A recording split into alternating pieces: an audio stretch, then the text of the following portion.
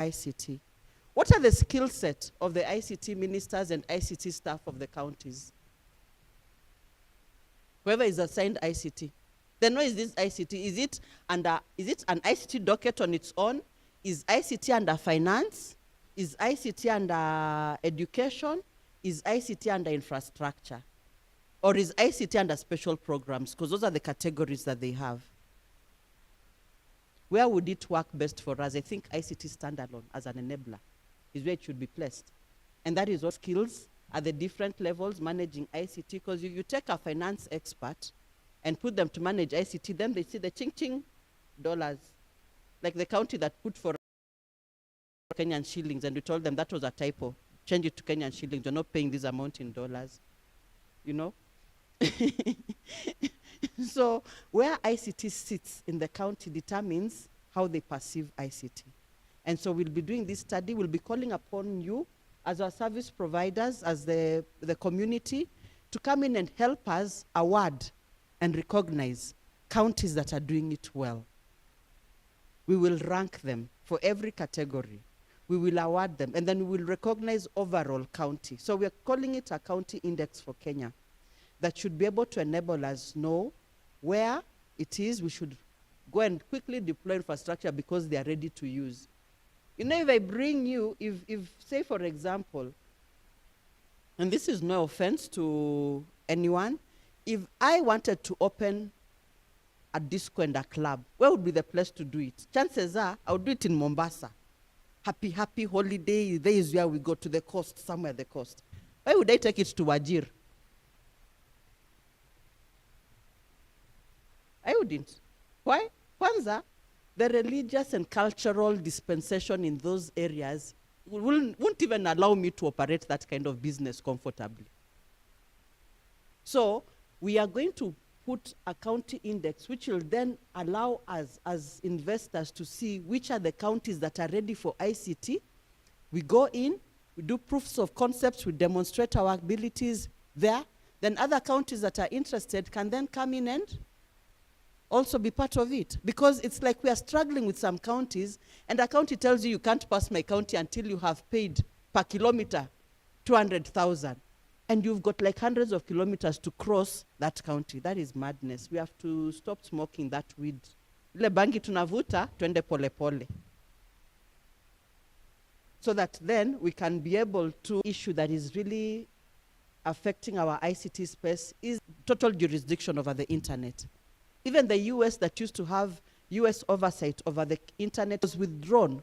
We set up in 2015, a global market is structured and how it needs to work on how we have laid our infrastructure. And it shows everybody, not showing some people and leaving out others. So we are working on a tool to be sure of supporting the service providers, the community networks, the resellers, or who you have at the local, very local levels, so that the networking opportunities, the meetings like these, are opportunities for collaboration, and we expect that you make use of them. When we bring you together, I do not have your business strategies, and I cannot be the one who facilitates the conversation between you and another. I've brought you together. Kindly be open to each other and be receptive of each other's proposals so that we can collaborate and collaborate better. Then collaboration with government, the national government, and collaboration with the county governments. So we are hoping that our study on the county index is going to put us into a sort of forced marriage with the county governors, so that we have to collaborate. Na tutajipox tu hapo na tutakwamia hapo. Tutasonga until we achieve what we want to achieve. And then the other third level of collaboration is with the other infrastructure operators, the water and sewer companies, of course, Kenya Power are today members of TESPOK, so it makes it easier for us to work with them. We still haven't given them a sufficient platform to address us and to be able to have this conversation with us. But they are members of TESPOK today, and we are able to reach them. And we are hoping that KENHA, KURA, RURA, the National Construction Authority, and all the road contractors, building contractors can collaborate with us and be able to make it easier for us to deploy our ICT infrastructure as we move along. And finally, a good supporting national policy and regulatory framework that is able to facilitate and drive this agenda. And with that, I am done on my short presentation on how the Vision 2030 ties to our ICT digital economy agenda and the relationship around it. Thank you very much. That's it, no questions. Another applause for Fiona, please. And guys, I mean, I know the issues that have been discussed so far are pretty weighty, you know, connecting the region, connecting the continent, but we are very serious in this room at this point in time. I'm just looking around and I'm like, okay, just please greet your neighbor. In case you walked in a bit late, let's just break the ice a bit, because I could see when Fiona gets on stage, at times she gets very passionate. You know, we need to rejig, reset the social context. Very nice, yeah. Fantastic, much better. Yeah.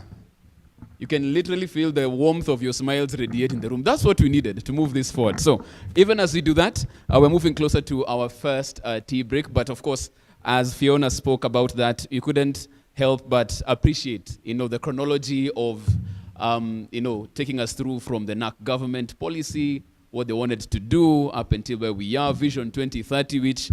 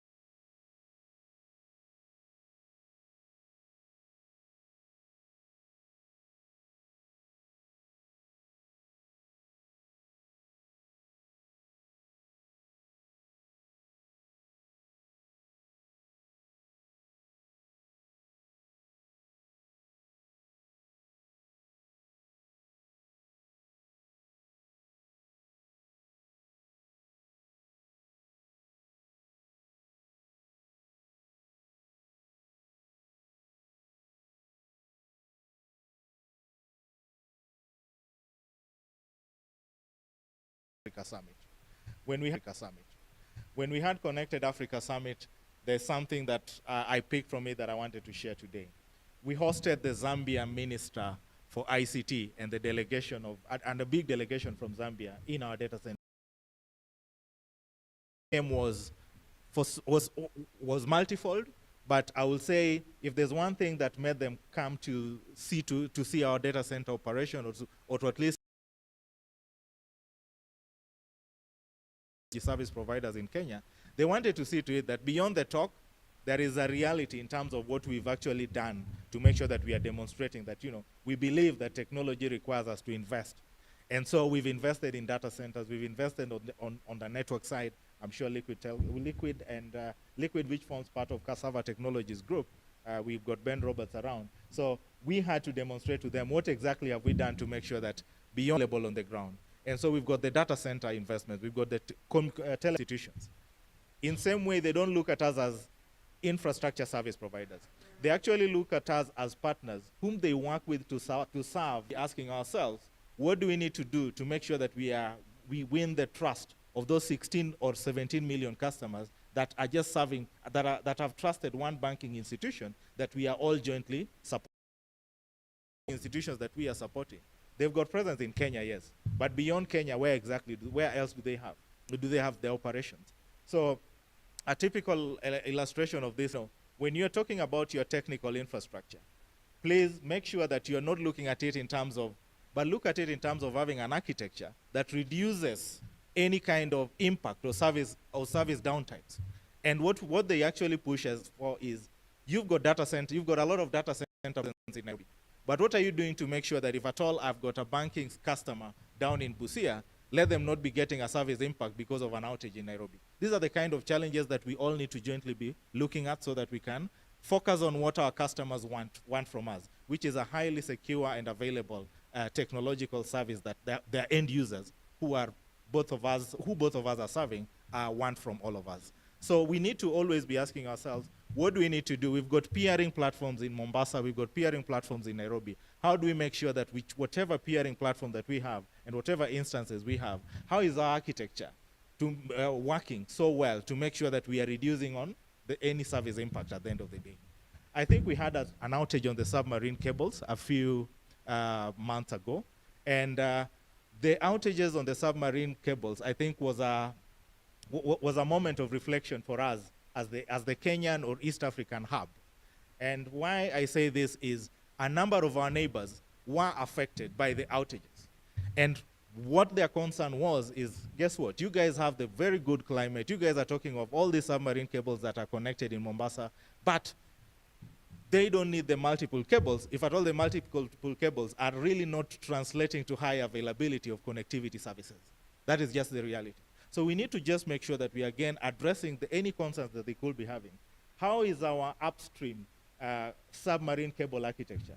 Do we probably have single points of failure that ultimately, in as much as we are talking of 7 to 8 submarine cables, if at all we have an outage, then actually it leads to service impact to our customers. Let's make sure that we are also challenging those that are investing in the submarine cables to not just lay the cables, but let them lay the cables in a way that they will offer ideal and 100% redundancy in terms of the architecture that our customers expect of us.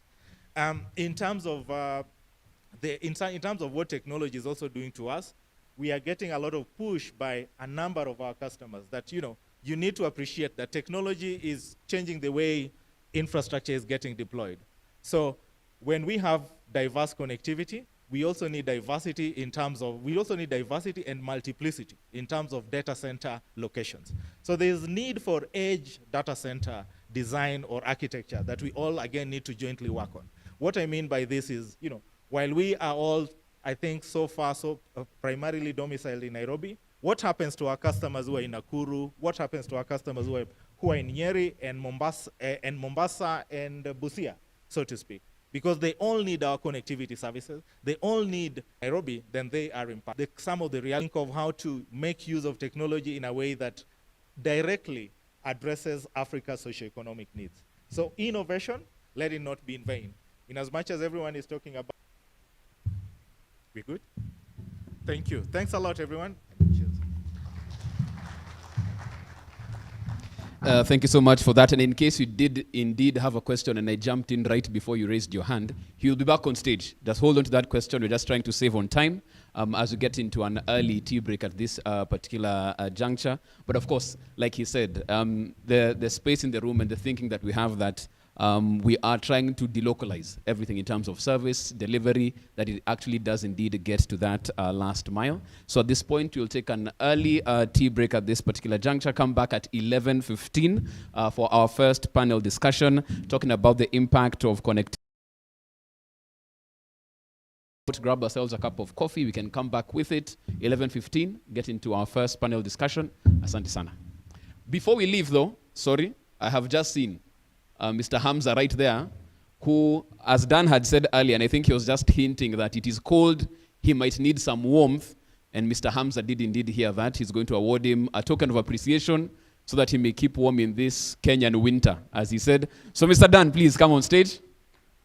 A round of applause as he gets his token of appreciation from Hamza Adam of Bullshow Fiber.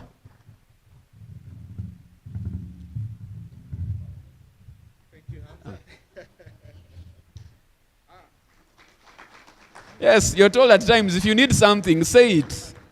You can say it out in the open, you can be subliminal like Dan, but you shall get the message either way. So we take a short break, we take our tea back at 11:15 for our first panel discussion. Asante.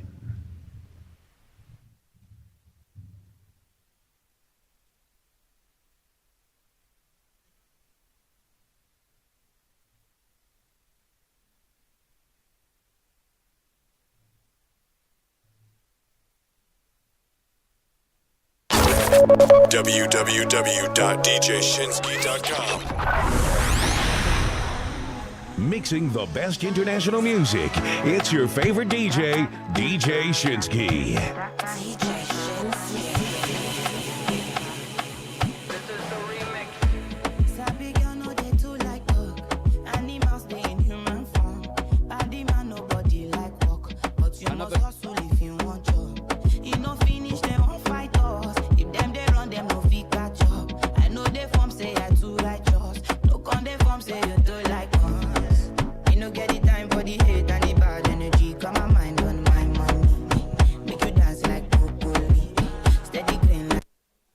Sorry, another quick announcement. Even as we take our tea, take our coffee, there are 2 points.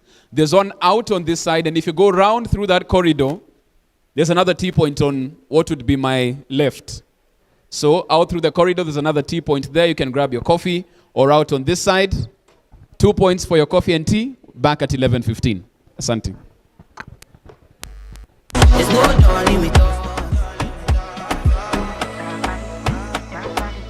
Mr. Vibes on Vibes.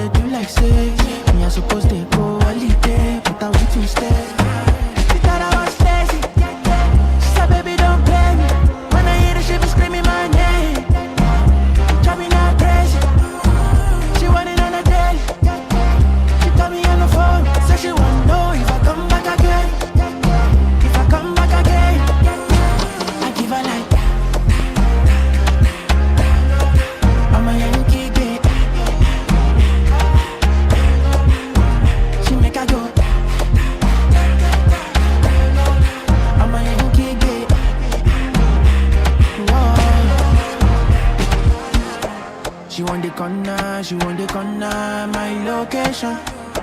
She want to jam me natty on top with this in my plantation. And if I answer, she go carry me go for vacation. She want to get down, but she know no say me a be gladiator. Mama, the girl down galant, body down balance, ready to fire keko. Mama, I know the two shot and mama, me I fi carry your galley keko. Mama, my dear, make I tell you, I know they one day do like say me I supposed to go holiday, but I want to stay. She thought I was lazy. She said, baby, don't play me. When I hear the shit, be screaming my name. Driving out crazy. She wanted on a daily. She called me on the phone. Said she wanna know if I come back again. If I come back again, I give her like I'm a Yankee kid. She make her go. I'm a Yankee kid. Oh wait, if not 10 years he go there, and only you feel like in my fire. Girl, won't you be mine? Where you there? She a fit see you today. In your body, feel cutting my wire. All over you to find. Eat your banana like monkey, body sweeter than turkey. Slowly roll it down like those feet. No, they take on far from me. Shorty go down, down for me. Waiting go so far, now money. Girl, no bother, solo me. You're too short, enter for me. All over, all over, all over, all over, all over again, yeah. Where you are, no be like so divine, so you fit the color my pain, yeah. All over, all over, all over, all over, all over again, yeah. She go there beside me, yeah. Me never see this kind of love, yeah, yeah, yeah. You make me one day far higher. Say you go cause it casala. My girl, you know be a shana. Me I be the one for you, see.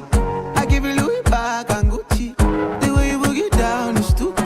I'm a stupid, yeah. Eat your banana like monkey, body sweeter than turkey. Slowly.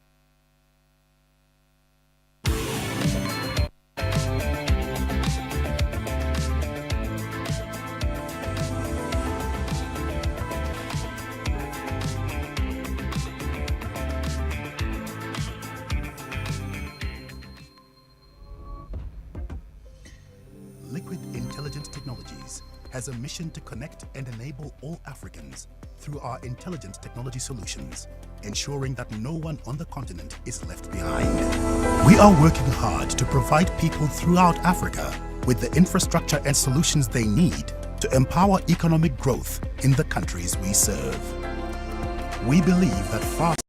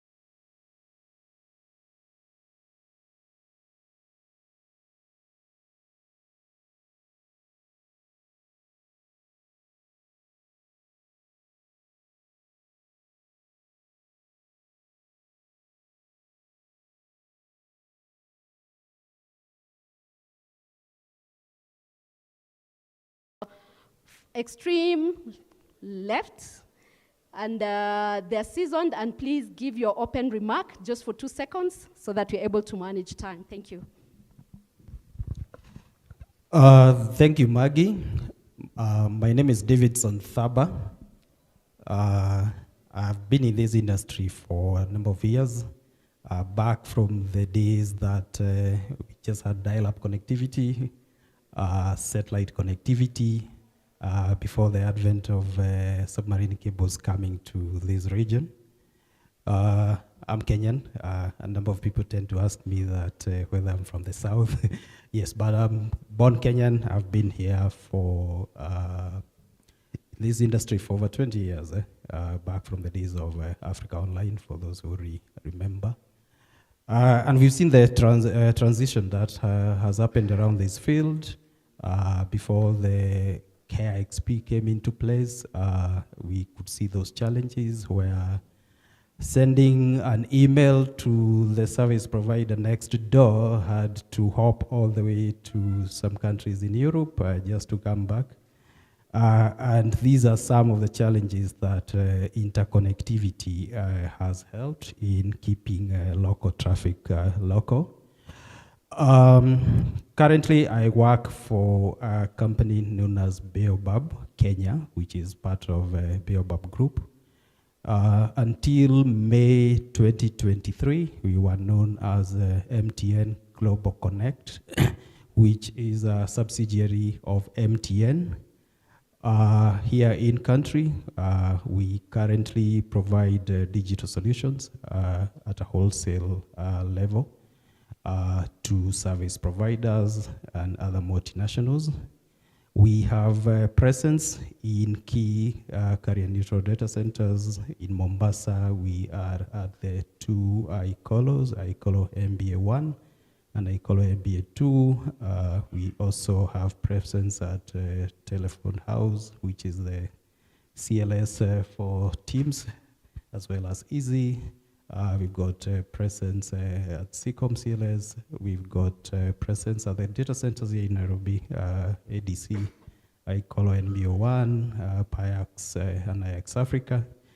And also we serve customers in the region, in Naivasha, in Nakuru, in Eldoret, Malaba, onwards to Uganda. We carry a lot of traffic of our mother company in the landlocked countries of Uganda, Southern Sudan, as well as Rwanda. And we've just recently commissioned our second fiber route from Mombasa to Busia along the railway line. So there are quite a number of opportunities that are there to be exploited, and we closely work with all of you, whether in the data center segment or other operators, community networks, and the WISPs in this country. And I'm looking forward to having a good and engaging session with all of you. Thank you.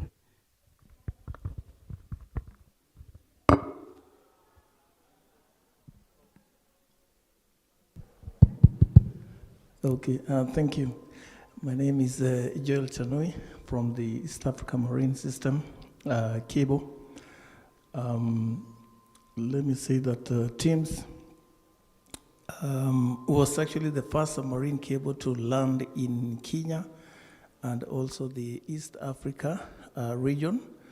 That is in the year 2009. It was majorly a government initiative to bring internet connectivity not only to Kenya but also the region.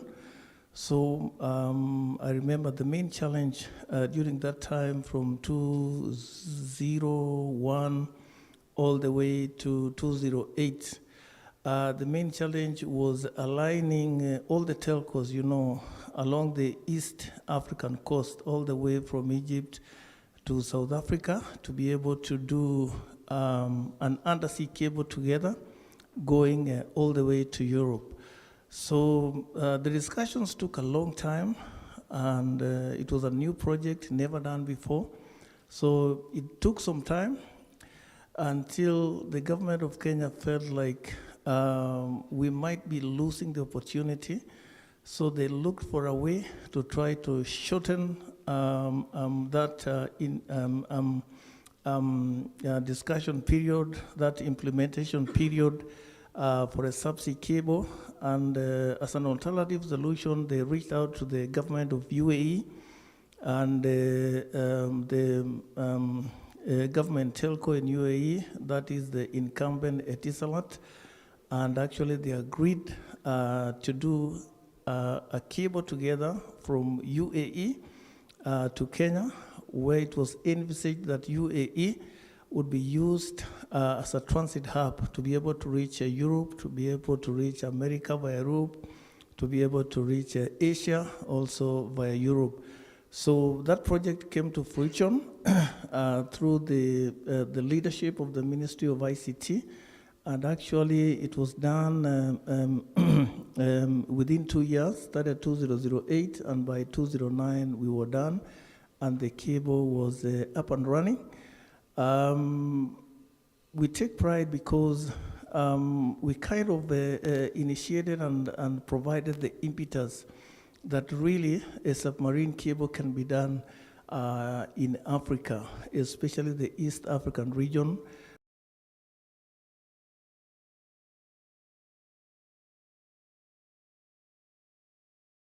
Can we try and be as brief as this is an open remark? Thank you, Maggie. I'll be very brief. My name is Eliodera. I'm happy to be here and reconnect with all acquaintances and colleagues. I am currently working with Power Internet, but I spent most of my adult working life with Safaricom.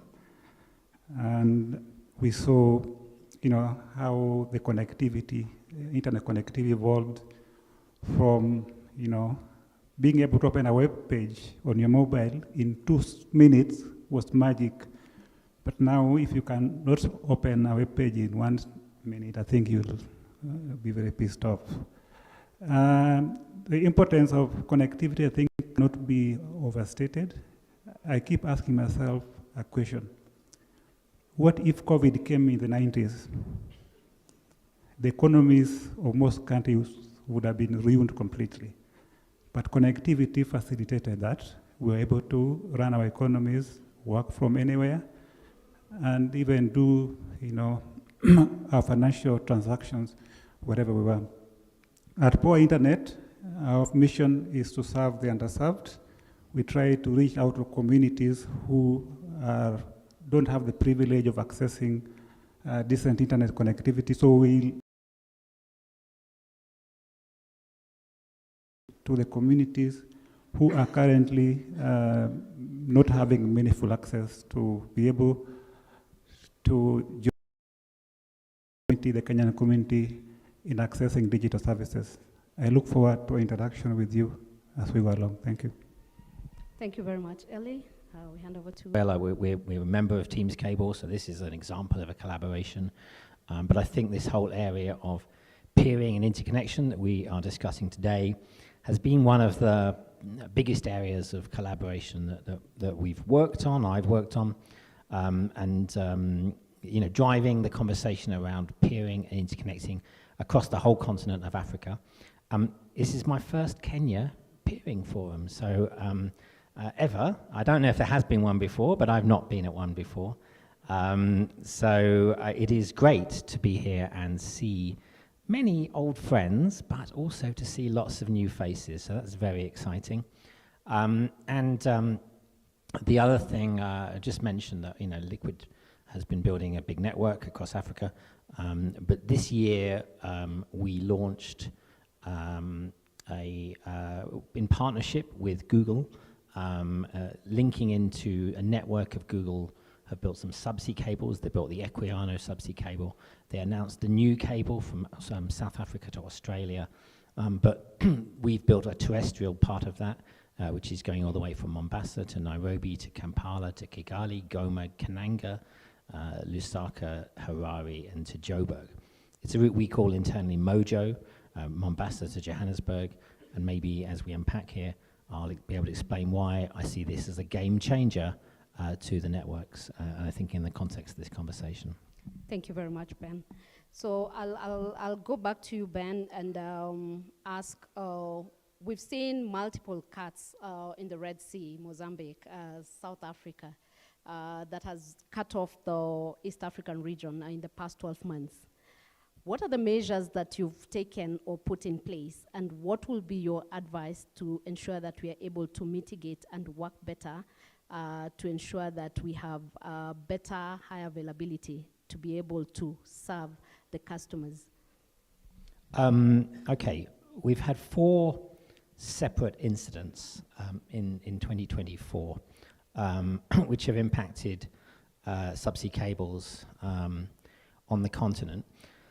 The first of those was in the Red Sea that affected cables at the same time, or 3 really, but 3 systems for cables. Details of what these are. We had another incident then on near Abidjan on the west coast of Africa, and that affected 4 cables as well, and that's confirmed to be a rockfall. We then had another incident north of Durban on the way to Mozambique that affected 2 cables, and then we had June 25th incident. So all of these things, no matter where they are, affect us in different ways. The one that affected us the very least, actually, was the ones in the Red Sea, and I'll tell you why. Because it's not the first time it's happened. We've had multiple subsea cables cut. In 2014, we had incidents where cables were cut in the Red Sea and north of Egypt and north of Alexandria, all at the same time. And everybody in this part of the world at that time, the big networks, the people that run the big networks, re-engineered the way we build our networks. And that is to say that there was very limited access on the east coast of Africa going north, so we re-engineered our networks very, very quickly over the course of days, working with partners, with CECOM and WIOC. Some of WIOC are here, but working with partners like this, and we all re-engineered our networks. We all built our networks so that we went south and north, and then all the way around Africa as well. So when that happened this time, we didn't even feel it because it had happened before. We didn't feel the problem. When the problems happened in the west coast of Africa, even though it was fiber cuts in Abidjan, we were affected for a short time because a very important cloud provider was affected by this problem. And for the whole of Africa, an important cloud provider was down for a few hours. We couldn't get our, some of our cloud-based services. So when something happens even that far away, we're still affected here in East Africa, in Kenya. Now, what has happened now is that those networks in the West Africa, between Durban and Mozambique, that's never happened before. That particular double fault scenario, Tanzania was affected very badly, and all of East Africa was affected. But again, very quick resolution so we were able to restore the link between Kenya and South Africa terrestrially. Although much of our internet traffic is going north, now with the way things have developed, the connection between South Africa and Kenya is very, very important. The cloud providers that are there in South Africa are being used by kind of what's happened. I won't talk about June 25th, but that really must never happen again. We need to have a conversation at a national level about how that must never happen again, because if things like... I think Dan Okwach raised a very important point when he addressed this forum. Why would an undersea cable somewhere in Mozambique affect services? Now, it affects services because over 80% of what we consume is on the wrong side of the border. And if you take, for example, I will watch a TikTok content generated by maybe a Kenyan, but why can't I watch it during an undersea cable cut? So I think we need to engage with content providers. How can we have content that we can consume locally in the country without relying or over-relying on international connectivity. Now, most companies here have caching, either from Facebook, Google, or TikTok, but those caches become empty when there's another cable cut. So we have a wider engagement. How do we protect local content from being lost when we have a cable cut? And that conversation requires more, stakeholders like the Googles and the Facebooks and so on. You're spot on, Ellie. I think it's something that had been mentioned, and something as a data center are trying to bring on board and ensure that the content is hosted locally. And that was mentioned by our MD Dan earlier. We are trying to remain awake of the fact that we know very well when we have a cut, then we have loss of content, and the impact is dire. I'll go back to Taba. I know Baobab has rebranded and is trying to diversify, and I'll still touch on the sea submarine. So what have you done as an organization, and just your knowledge within the industry, to ensure that we are able to connect the East Coast and the West Coast? Thank you, Maggie. If we just pedal back and see how this landscape has been, I think prior to 2009, we didn't have a single cable on the East Coast of Africa.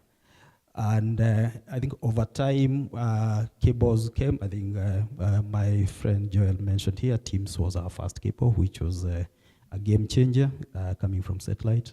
CCOM followed shortly, and over years we had a number of cables come here. And I remember at some point someone asking, are we getting too many cables in Mombasa? But if you try and look at statistically globally, I think we have got over 500 cables across the globe. And Africa as a continent is probably served by less than 20 cables to date. So that would put it under 5% of the global cables across the world. As Ben mentioned, if you check the traffic movement, a lot of traffic goes north. And we've got this unique corridor along around Egypt, Suez Canal, where a lot of the cables, either from Africa and from Asia, just pass to go to Europe and further on, which is sort of a vulnerable location considering a lot of cables are going through.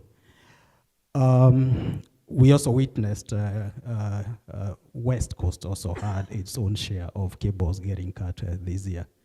So a lot of effort is being done to ensure that we can leverage East and West, going to the West and go up North, and vice versa. If there's a major issue on the West Coast, we can use it terrestrial connectivity.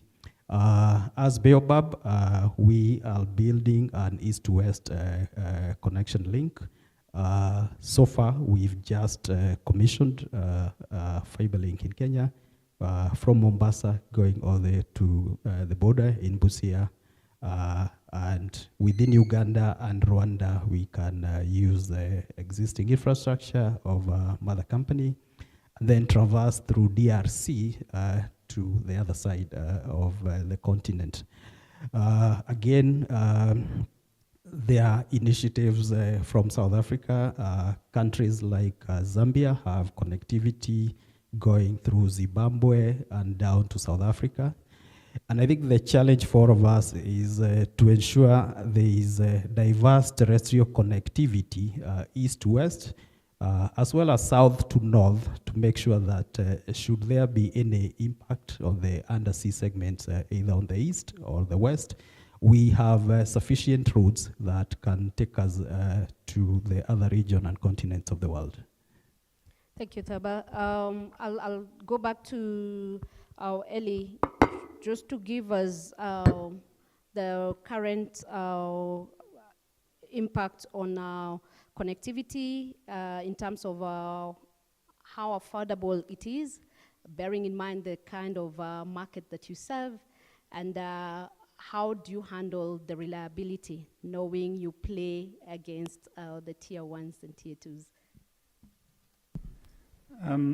So I just want to, first of all, talk about why connectivity is important. Remember that connectivity is now the engine of, let's say, the digital transformation that is currently taking place in the environment. Now, people need connectivity for education, for example, to watch news, to talk to loved ones, and also do business. Yeah. Now, remember, slow, for example, is the new down. So if your internet is slow, it's as good as down. So we must make sure that the services we offer can serve our customers and give them meaningful experience that allows them to do whatever they want to do. Obviously, that means we have to offer bandwidth to customers that enables them to be able to access services meaningfully. But of course, the bigger the bandwidth, the more expensive it gets, and therefore we need to look for ways of making sure that the cost of carrying that internet is as low as possible. Now, obviously, the key drivers of costs is, I think, some of them go into government taxes and levies. I think Fiona talked about different counties coming up with different ways of trying to get money as part of their revenues. So these drivers obviously affect costs of delivering services. But as POA, for example, we try to use this free spectrum to reach our customers. So the bulk of our cost is mainly to my biggest supplier is Ben Roberts, because we buy bandwidth from them. But we are working in a collaborative manner with our key providers to ensure that that whatever cost savings we get from them, we can pass them over to the customer. And I believe that we are playing a space where we are basically extending the internet reach to the areas where it's difficult to reach. Yeah. Thank you very much. I'll take this back to Mr. Tanui.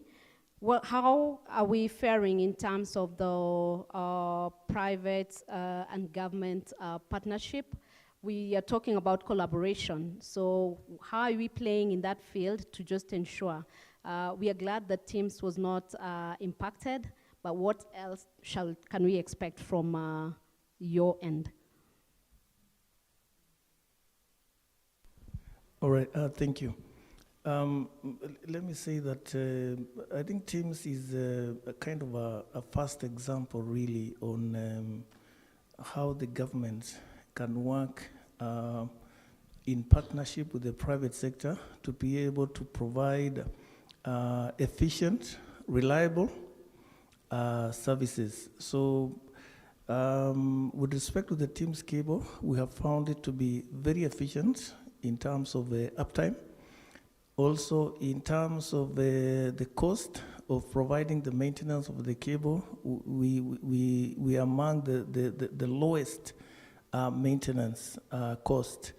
The index goes from, as a ratio of the capex, which the normal cable would start from 5% of the capex as being the cost to maintain the cable annually. But our maintenance has actually been from ranging there about 3%, which is well above the international benchmark, which is a plus for this government to private PPP in Kenya here. So the soul, if we look at the main purpose of that PPP, was really to act as a catalyst to the internet services in Kenya.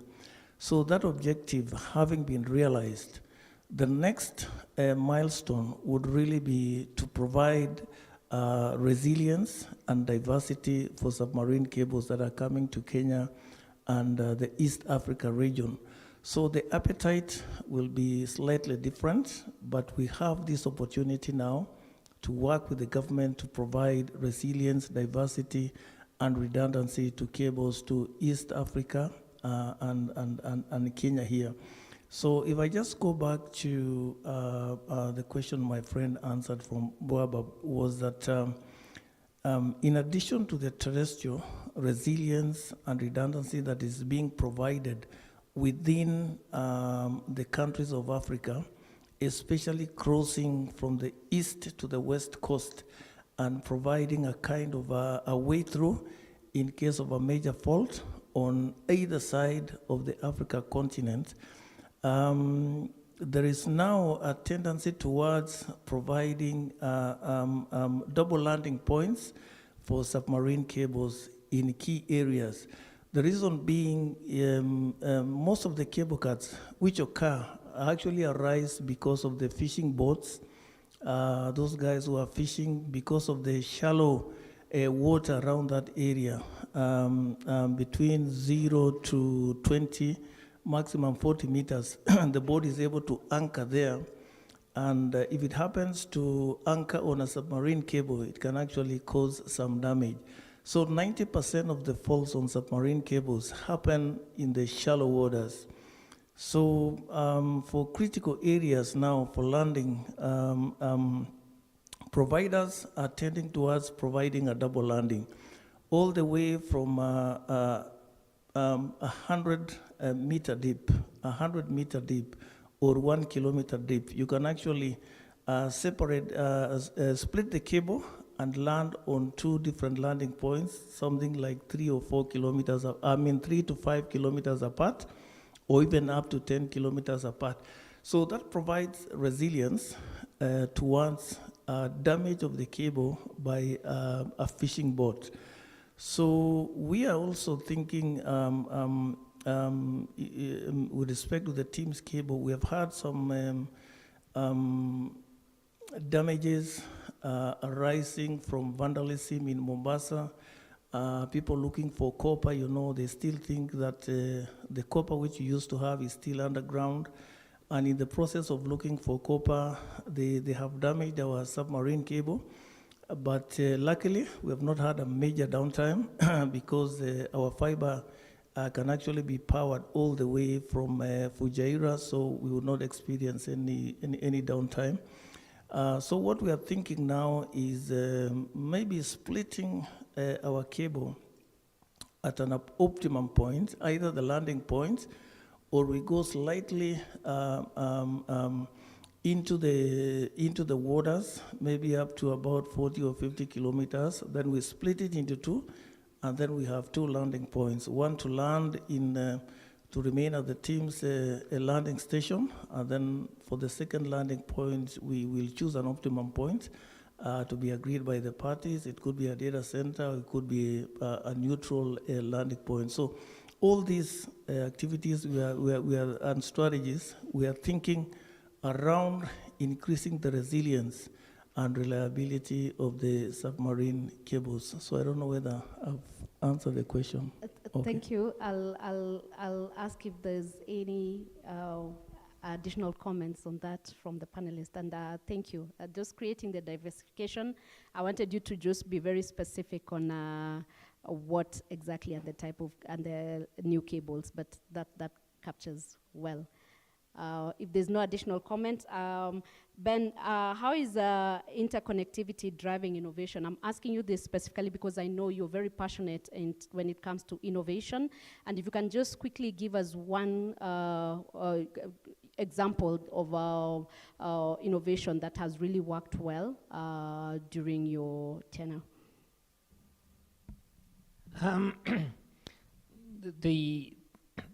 the most significant thing, innovation around connectivity that's happening now, and I'll explain how interconnectivity is affecting that. But the most significant is that of low Earth orbit satellites. What we're seeing now with global companies launching constellations of hundreds or thousands of low Earth orbit satellites is it's a game changer, actually, for affordable broadband in rural Africa. That isn't what it's been designed for. It's been designed mostly by the companies that are operational to give, cheap Netflix to a farmer in Texas. That's what the product has been designed for, and it's a game changer to a farmer in Texas who wants Netflix. But a byproduct of this is it's a game changer to somebody who has a safari lodge in the Masai Mara who wants fast internet, or an innovation hub in Turkana or something like this. It's an absolute game changer. It's going to be very interesting how this plays out, and I've talked a lot about this. There are going to be some probably some challenges with people seeing these great prices and thinking, let me replace my home fiber in Kiambu with this thing, and that might be a short-term quick fix, but you might find that you might go back to fiber at some point. But it's going to be a game changer for these areas of Kenya which are underserved, and you can get a something G signal somewhere if you put your phone up in the air, and you can get a signal like this, and you go, yeah, let me go. You can get a signal, but these LEO satellites are going to change this. But the good part is, from the point of view of the peering and interconnectivity ecosystems that we've built as an industry, we've built a strong peering ecosystem in Nairobi, and we've, in the last few years as well, built strong ecosystems in the whole of the continent, right? So really... And now we have seen a lot of creativity and innovation coming. We have got very many WISPs, really increased the penetration and access to these services within the country. I think Ben talked Leo's Starlinks in this market, again, which now just adds to that space for those far-flung places where fixed connectivity was not available. I think the WISPs are quite a critical component of ensuring that we expand connectivity to all these areas. At Baobab, I have seen within a very short over 50 WISPs across the country. And this is just sort of something that has happened within a very short time. And I think the growth is quite phenomenal. And that connectivity is needed to a data center like ADC, where a lot of that exchange is happening. Gone are the days or transit used to happen in Europe, and that's where we would meet for IP transit. So the WISPs play quite a key role, and I think they are going to improve that space to ensure that every Kenyan is reached from wherever they are in the country. Thank you. Ellie, I'm being told I have 2 minutes or 5 minutes. So I think it's well said. I'll just summarize by saying WISPs are the last mile. So if you talk about last mile, WISP is the solution, because there are areas where you may not be able to reach with fiber. The other thing that we need maybe to now start thinking about is how, especially for TESPOK, to think about how can we create more peering points in the country. Currently, it's in Mombasa, Nairobi. We should think of peering opportunities in other towns so that we lower the cost of serving our communities. Thank you, Ben. On this subject of WISPs and to the subject I was talking about just now, building on what Fiona was talking about this morning about wayleave costs and other things, we need to be very conscious that these policies that Fiona is talking about, these wayleave charges, this making cost of bandwidth very high in rural areas. In Nairobi, because of this peering ecosystem, because of the content and caches, we've got down to wholesale pricing of bandwidth, which is 100 times less than it was 10 years ago. It's come down 100-fold, even more maybe. But when you get to even getting to Garissa or somewhere, you'll find that the cost is higher and the reliability is less. The factors of these wayleave charges being a big piece of this. And if the cost of getting internet to Garissa is expensive, then our local-born companies who set up WISPs or fiber-to-the-home ISPs will find that the costs to their customers are expensive. Coming back to the low Earth orbit conversation, that low Earth orbit guy doesn't have to pay these wayleave charges. He's coming from space. So our policies right now and the interactions of county governments and government itself as well, and some of the costs that are coming in are basically giving a cost advantage to a North American or Chinese companies that against our local-born companies. They're making it actually cheaper to deliver internet in Garissa if you are coming from space than if you are a native of Garissa trying to build a network and trying to build a customer base in Garissa. So we need to be very, very careful. We need to have a serious conversation about these costs because some damage is going to be done to WISPs and people who are trying to right now. Thank you very much. I'll move to Mr. Tonui for closing remarks, and I'll extend that to the rest of the panelists, just 2 minutes each so that we can close. Thank you.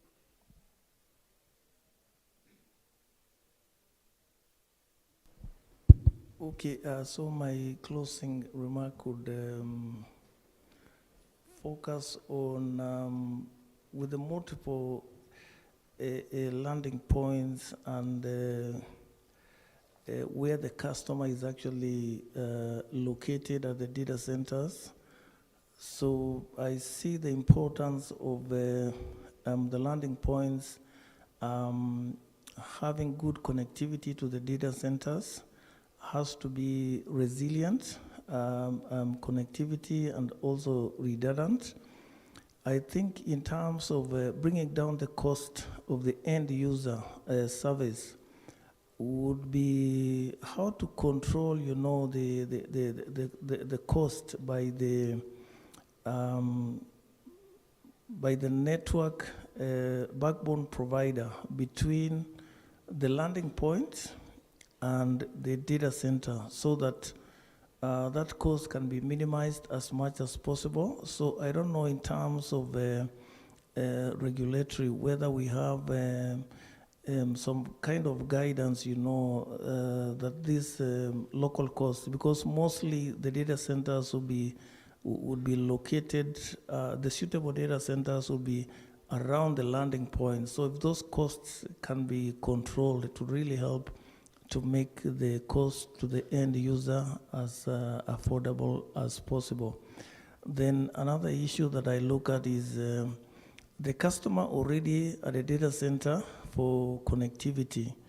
Now, cross-connectivity or interconnectivity between the different systems, and the content providers within the data center. So I see the need also to kind of have some overall, maybe not control as such, but just to see how those costs are being rationalized and finally charged. Because if the cost from one POP within a data center, just by connection by a pair of fiber pair, can cost something like, I don't know, $1,000 or $2,000, then it can be very expensive. It will impact on the final cost to the customer. But if it can be reasonable, as much as possible, it can also be included, you know, in the services to be paid within the data center, so that there is no additional cost when you are connecting one POP to another POP of the content providers. Thank you very much. So this may be directed mostly to the regulator to see how this can be harmonized. Thank you very much. Thank you, Mr. Tanui. We've seen the role that the data centers have played within the past decade that we appreciate.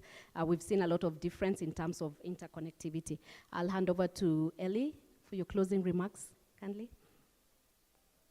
Yeah, so my closing remark is just focusing on what the future looks like. We may not know what it is, but we have to play our role today to create an enabling environment to allow that future to evolve itself through our immense human capacity to create new things.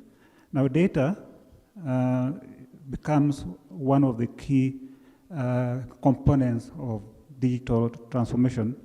The faster we are going to provide that for everyone, that everyone at whatever sphere of the country they are in, they have reasonable connectivity.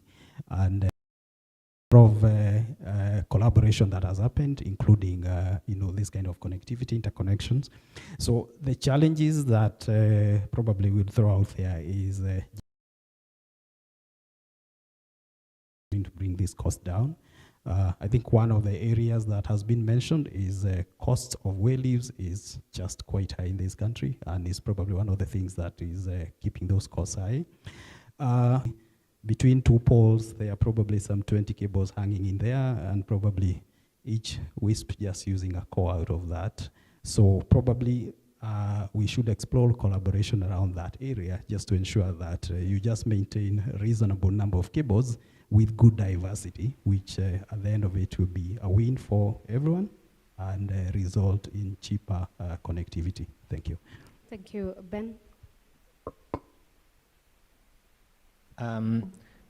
Yeah, and I think it's looking for those areas of collaboration here, because I'm on this stage with one of my customers, one of my competitors, and then a company that I'm a part owner in is one of my suppliers. So, but we're all talking about the same common problems, right? In much as we're in different areas of ecosystems, we're talking about, we're finding common problems. We may have individual problems that are our things, and we innovate to solve our things. But when we find there's a commonality, we need to innovate to solve that together. Way leaves is a big one. We haven't talked much about tax today. But tax is a big one because, when there's 20% or 15% excise duty on the cost of data, that means that, it doesn't matter how you're consuming it, it means that it's harder for Kenyans to afford to use the data because the cost is increased. And that affects us all, right? It affects people in the middle mile, people in the last mile, people in the first mile. It's affecting the uptake because the consumer is paying, actually with VAT and excise, they're paying 40% of their broadband bill is basically tax. We had increases in that coming in the 2024 finance bill. As an industry, we've been working together, Fiona and TESPOK, and myself as well. I represent the ICT sector in Kenya Private Sector Alliance. We've been engaging with government about that particular thing, about the increase in taxes. But ultimately, somewhere out of nowhere came these Gen Zs who rejected the bill entirely. We couldn't do that. We were just talking about our issues and trying to unify on those issues. But we had a whole generation unifying against the bill in its entirety. And I think as an industry in these areas of delivering connectivity and data to this generation, we're also aligned. So let us be here to listen to them. Hopefully get lots of questions from them through the course of the forum. I don't know if I think we've run out of time for questions now, but and let's see how we can align to deliver the digital services that I think we're hearing that this generation wants right now. Thank you. Thank you. Thank you very much. I think it's very loud and clear what we need to do going forward. We need to ensure that our costs are reduced, and we have Fiona here to lobby on behalf of everyone else, and she's well capable of doing that. Collaboration, that is what we need to seek. It doesn't matter connectivity or in data centers, we must collaborate. 3, we must much panelists. This is seasoned industry experts, and we really appreciate with Monica. Okay, I'll be okay with the organizers for the function. Thank you. All right. Taba? Well, now that you've asked whether dead or alive. Not see that last question coming in. Quite a varied dinner table that would be from Elon Musk to Monica Kanyingi. We can do it in the room very quickly, and of course, the late Nelson Mandela on that. A round of applause for this panel. And of course, for Maggie's able stewardship of that particular conversation. At this point, I'd like to ask Shah, CEO IX Africa, speaking to the matter of bridging the digital infrastructure gap, case on cloud, hybrid cloud, and multi-cloud space. So as Sneha Shah gets ready for that, we'll ask those. And before you leave, I'm told there has to be the photo op that is done. Carl, at what point? When they have their gifts right now? Okay, so I believe we are happy with those gifts. So when we take them, there we go. White shirt. Once again, for those in charge of the stage, I'd like to ask them to come and help us move this particular podium for the next presentation.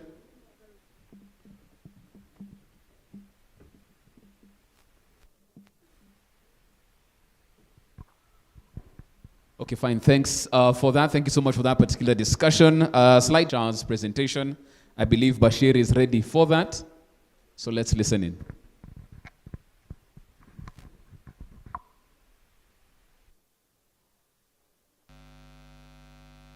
Hello, good afternoon. I'm a trainer and certification program manager at Afrinic, and today I'll be talking about the status of IPv6 deployment in East Africa.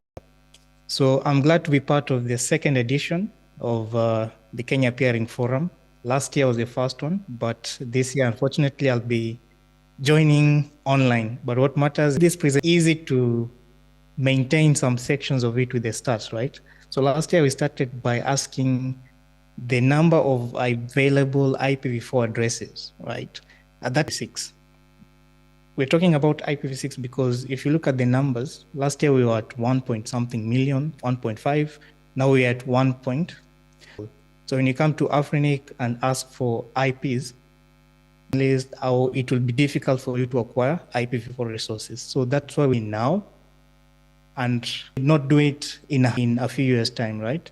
So I'll start by looking at several countries. In Uganda, we have 51 members with the fixed allocations. Finally, in Kenya, we have 194 members and IP wait to actual deployment, right? So when you're looking at the stats on deployment, which I'll just show you the deployment rate. So let's look at East Africa.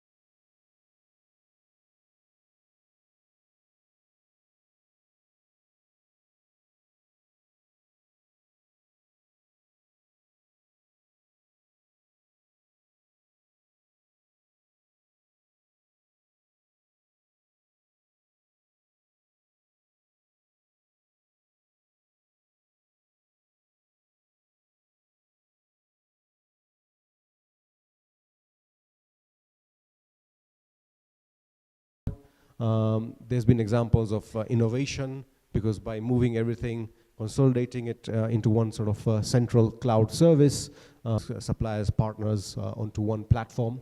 And then also in terms of ease of doing analytics, because then everything is centralized in one place. Then you can miss deployments versus the cloud services, and there are different, again, pros and cons. In terms of having everything on premise, scalable, you can save on cost as well. So in terms of where different large enterprise, there is of the deployments, and that is the trend that we will see, going forward, especially when you see the hybrids. So data centers can play a key role as sort of being the bridge to strike that balance of having something in country, which is more under control, as opposed to moving to public cloud. And there are different solutions that can be used for that. And again, we are seeing such trends. I mentioned sort of the reverse migration of the data because of the data sovereignty, the latency, the cost issues. And there are readily available services, like, for example, you might have deployed everything on Microsoft Azure, which is outside on the cloud, whether in South Africa or in Ireland or with AWS. But because of the local regulatory requirements, there is a possibility to mirror those services that are outside in the cloud to be in country. And again, data centers local data centers can host and replicate and mirror those services. For example, Azure has a service called Stack, and AWS has a service called Outpost. As we talk to enterprises, we can pitch that so that they get the right balance, the right hybrid kind of deployment between what is in country and what is outside on the cloud. Move back to the previous slide. Yeah, this one. And then also we're seeing the occurrence of multi-cloud hybrids for a certain application, Azure or Google Cloud for a different application. And again, data center locally can be the glue to help that company manage those different deployments. And then this is what we're seeing, like in the telecoms world, we have sort of full interconnectivity between each other, and that's what we're also now seeing happening on the infrastructure space as well. So we have, but we are all when they all come, and that's why companies like ours with the big investments, we're sort of taking the risk, making sure that we're ready for when these guys come. And we were seeing the public announcements of the likes of Microsoft, investing $1 billion in Kenya. That's huge opportunity for our country. We've seen Oracle also announce with the government, and the others will follow suit as well. And this is again from a power perspective, from our climate perspective, talent perspective, and after South Africa, Kenya is to follow suit. Nigeria was supposed to be second, but of course they're also having challenges. So this is an opportunity for our market like Kenya, together to get that power cost even further down below 10 cents, and for the AI workloads, we can go down to even 5 cents a kilowatt. And just we are IX Africa, we're the new kid on the block, bringing the hyperscalers, but because Thank you so much for that, Sneha. Another round of applause for him. Sneha, you won't leave the stage just yet. Of course, we also have a token of appreciation for you as well, and that will be given by Agnes Limo. See, that was not a warning. There you are. I'm just telling you, it's a dangerous place to be, my brother. So you'll use those couple of minutes wisely. Thank you so much for that, Sneha. Asante sana. Round of applause for Sneha, please.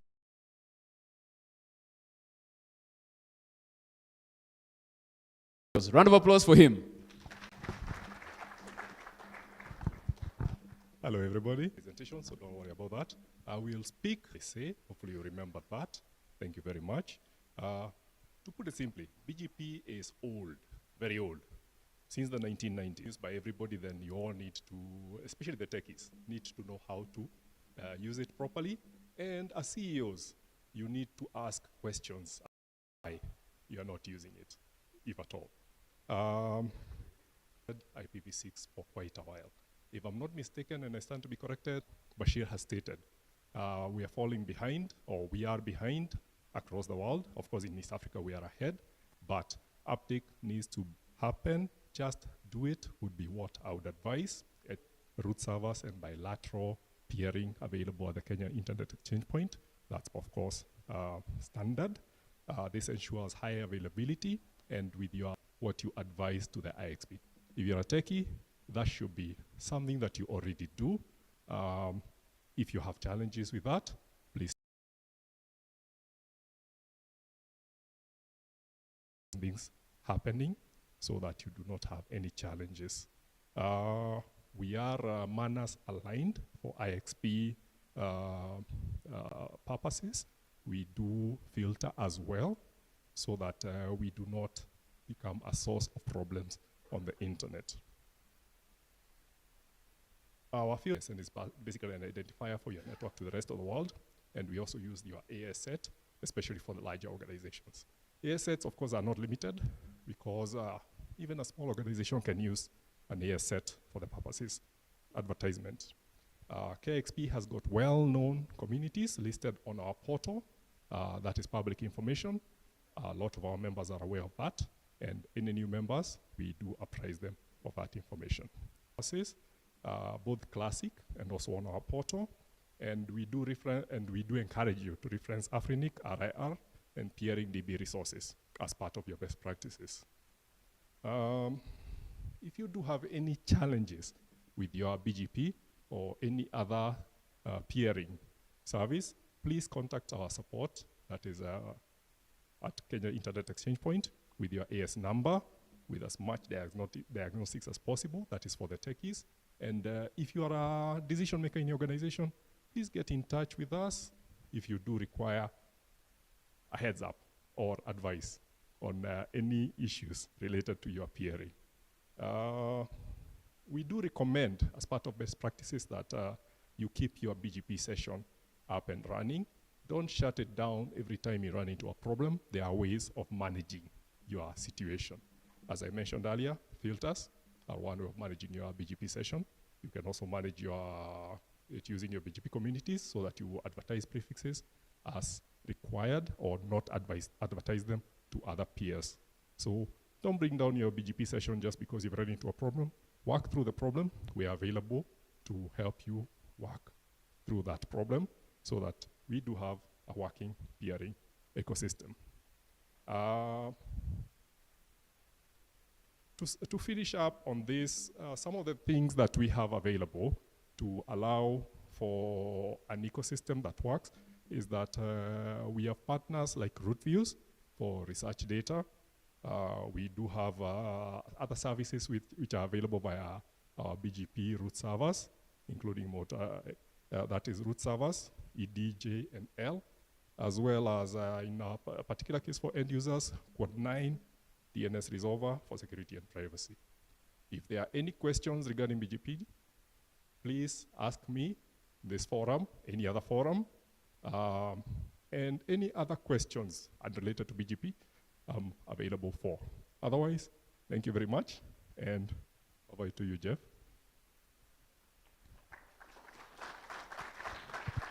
A round of applause for Peter as well. Peter, you will not leave the stage either because of sticking to time. You know, people are waiting for lunch. You'll be given a token of appreciation as well. Anne Mukira from Angani will do that as she comes on stage to give that particular token. There she is, coming up, and there is your token of appreciation as well. We'll now break for lunch. Lunch will be served on the 3rd floor, Angani restaurant. That's where it's going to be. The vouchers shall be given to you as you exit from the various exit points. So you'll pick your lunch voucher as you go upstairs for lunch and we shall reconvene here at 2:15. When you come back at 2:15, there's a panel discussion in your program that we moved to that particular session after lunch. So we get our vouchers, go for lunch, come back here and reconvene for the last leg of this particular.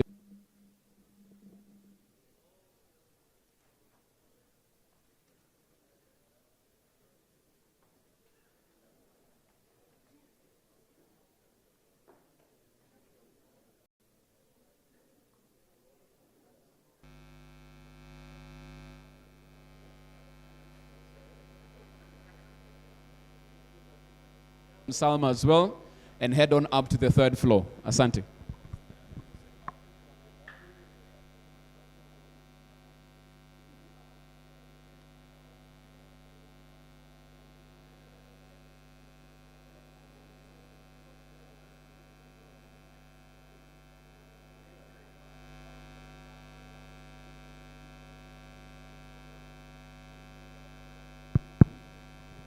Also, in terms of your laptops and your valuables, been guided that it would be advisable to go up with them for lunch. So if you have your laptop, you might as well go with yours for lunch. Yes.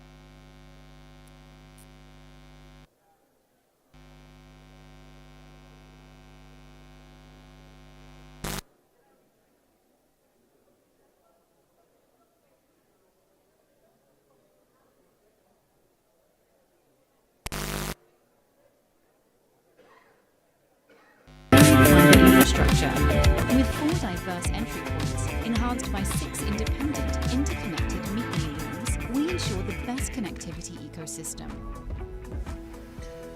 Liquid Intelligent Technologies The data center has a multi-level protection system in place, including 24/7, 365 monitoring and access control with dual-factor authenticity for added security. Through our DCIM system, there is proactive monitoring of all electrical switchgear and mechanical equipment. In the countries we serve. We believe that fast, reliable connectivity is a critical element. The FIAS is a high-pressure water mist system with an aspirating smoke detection and neutral hyperscale data center in East and Central Africa. Lowest Africa. latency performance between Miami and Singapore via Africa, and provides access to all the major sea cable networks connecting to the African continent. Global carriers and content providers are now able to transmit through Africa to other global points of presence. These corridors further our mission to connect every country on the continent, so we really see Kenya and as one of bring the the key many proven components economic of internet benefits growth in of Africa improved over the next few connectivity years. and technology Links solutions. built its first In exchange particular, outside the UK for in organizations 2014 looking in to the US. maximize We have since opportunities then presented built by more the exchanges African across the Continental UK, Free Trade Area in Agreement. Saudi Arabia, and now Liquid in Kenya. Intelligent Technologies Going fiber to another network country where extends more regulation, than culture, 100,000 business kilometers practices over differ, 13 comes with a countries learning, across the and we have continent, now learned, having enabling done this many communities times, to how digitally to adapt connect. and how to deal with these different We were the environments. first This is a company challenge in itself, but terrestrially it's a challenge connect we the can have. Cape to Cairo. At 22.5 And now, we are the megawatts first to of connect total East fully Africa designed to West capacity, this Africa is one of the via biggest 3 data center corridors of campuses fiber in Africa, connectivity. and it's certainly With the the biggest East-West in East Africa, and Liquid that's a region Intelligent of over Technologies 300 million builds people. Africa's digital Access to the world's internet to local businesses in the area, and also access to the local market for all of the international businesses. And it's going to be a pretty exciting next few years as we build out. Working with Helios as our key investment partner, That's really helping us to develop the existing campus and to look further afield, to open a second campus, to look at expansion across Kenya and across the wider region. Helios Investment Partners is the biggest investment fund focusing exclusively on Africa. They've got many, many years experience in different sectors across multiple countries. So it's a really great partnership. Building Links Nairobi has meant that we've had to deal with the local regulation, business environment and practices, which is different for every country we go to. Having done this in other countries, we expected this, we know this, and sometimes things take longer than you wanted to because you're very eager to launch a new exchange, but very much part of doing business in other countries to understand their customs and regulations and work with them on this. And that's something we learned to do with the experiences we've built up over the years.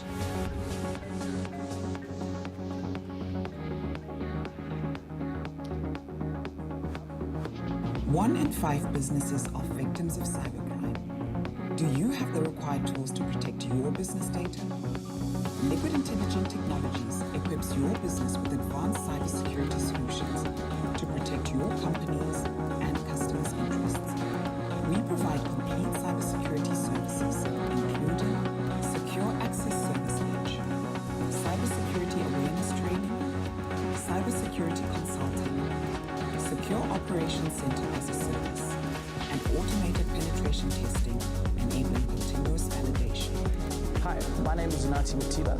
I'm the Group Product Manager for Cybersecurity at Liquid Intelligence Technologies.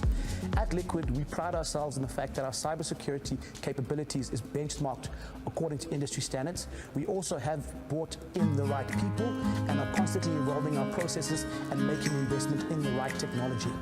Our cloud-based services Icono, a digital realty company, has successfully completed the setup of 528 PV modules, each rated at 395 watts, mounted on the roof of the Mombasa 1 data center. The installed capacity is currently at 209 kilowatts PV and is all being utilized by the 250 rack facility. In the company's commitment to achieving zero carbon emissions, the monthly average emission saved stands at 7.4 tons of carbon dioxide. The lifetime emissions saved by the MBA1 solar project will be 2,000 tons of carbon dioxide. The setup is equivalent to planting over 2,400 trees. Mombasa campus's solar installation will be expanded by another 200 kilowatts by Q2 2023.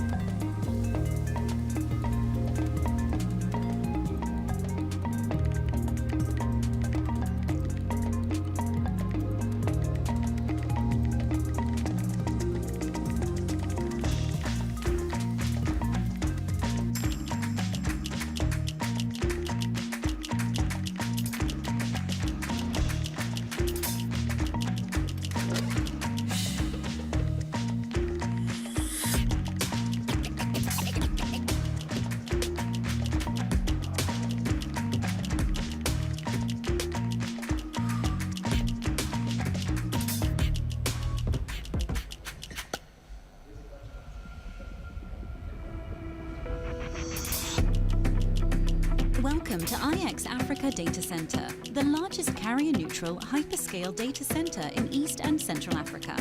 Strategically located in Africa's growing technology epicenter, Nairobi, Kenya, our prime location provides easy access to East Africa's densest concentration of all network carriers.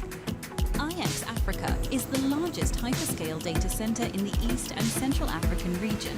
The 17,400 square meter plot has 2 data centers with 22.5 megawatts of IT load, along with a dedicated area for a satellite farm, creating the largest interconnectivity hub in East Africa. We are committed to sustainable development and to reduce our carbon footprint while ensuring long-term viability. With 2 diverse 11 kV power routes into the data center, IX Africa has ensured grid power redundancy from 2 nearby substations, enhanced by an on-campus 66 kV gas-insulated substation. The 24 2.5 MVA diesel generators provides further redundancy in the event of a complete grid power outage.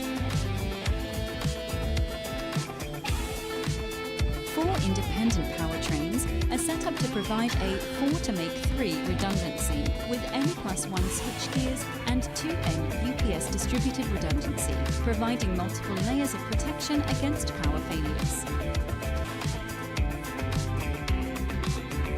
The data halls are intelligently designed, modern infrastructure to meet the diverse requirements of customers, providing a secure and reliable environment for storing and processing data.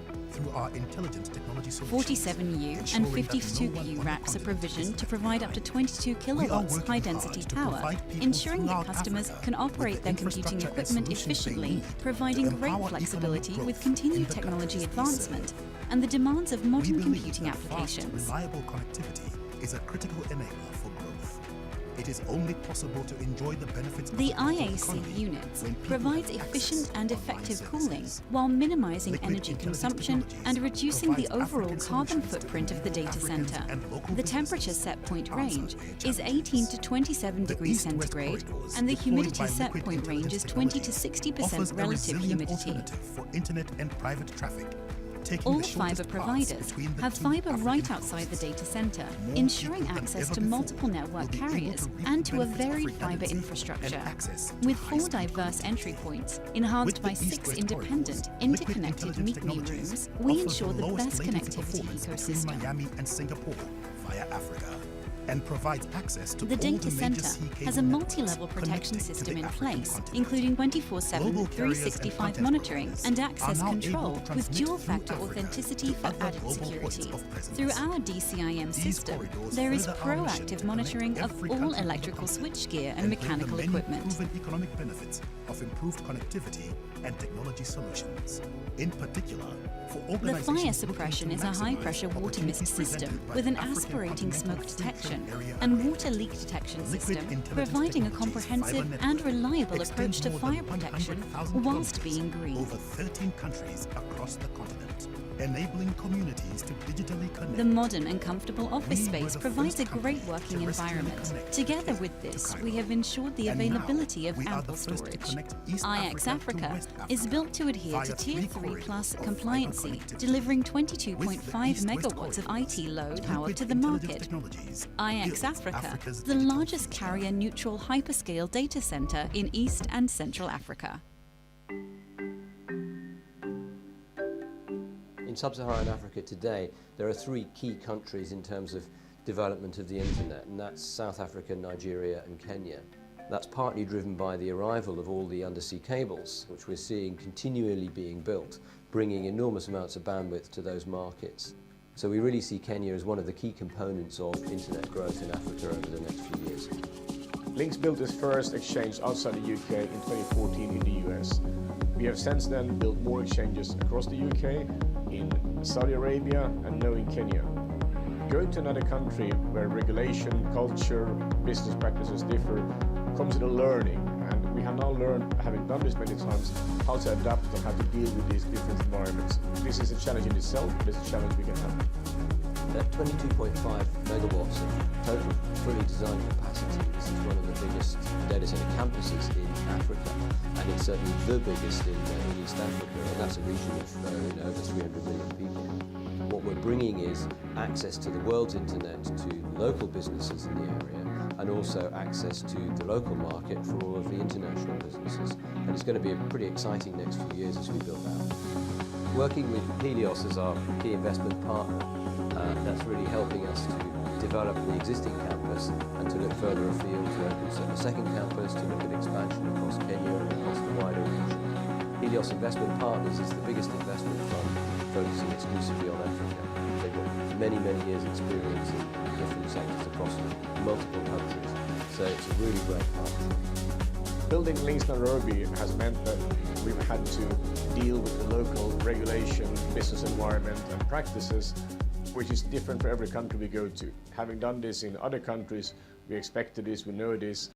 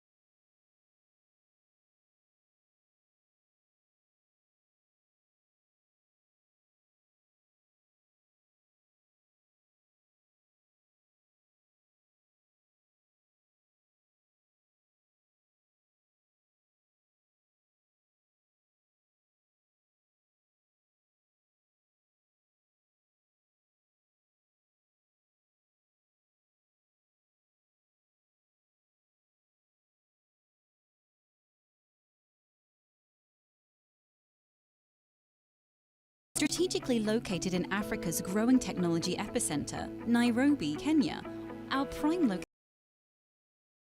is East Africa's densest concentration of all network carriers. IX Africa is the largest type data in the East and Central African region. The 17,400 square meter plot has 2 data centers with 22.5 megawatts of IT load, along with a dedicated area for a satellite farm, creating the largest interconnectivity hub in East Africa. We are committed to sustainable development and to reduce our carbon footprint while ensuring long-term viability. With 2 diverse 11 kV power routes into the data center, IX Africa has ensured grid power redundancy from 2 nearby substations, enhanced by an on kV gas-insulated substation. The 24 2.5 MVA diesel generators provides further redundancy in the event of a complete grid power outage.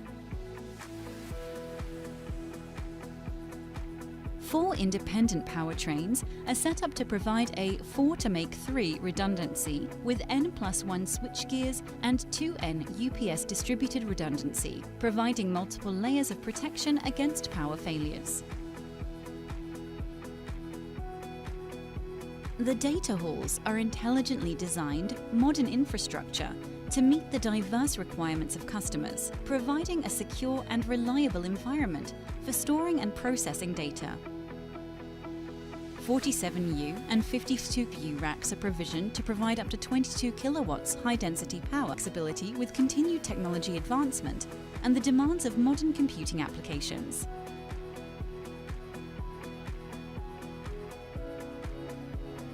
The IAC units provides efficient and effective cooling while minimizing energy consumption and reducing the overall carbon footprint of the data center. The temperature set point range is 18 to 27 degrees centigrade, and the humidity set point range is 20 to 60% relative humidity. All fiber providers have fiber right outside the data center, ensuring access to multiple network carriers and to a varied fiber infrastructure. With 4 diverse entry points, enhanced by 6 independent, interconnected Meet Me rooms, we ensure the best connectivity ecosystem. The data center has a multi-level protection system in place, including 24/7, 365 monitoring and access control with dual-factor authenticity for added security. Through our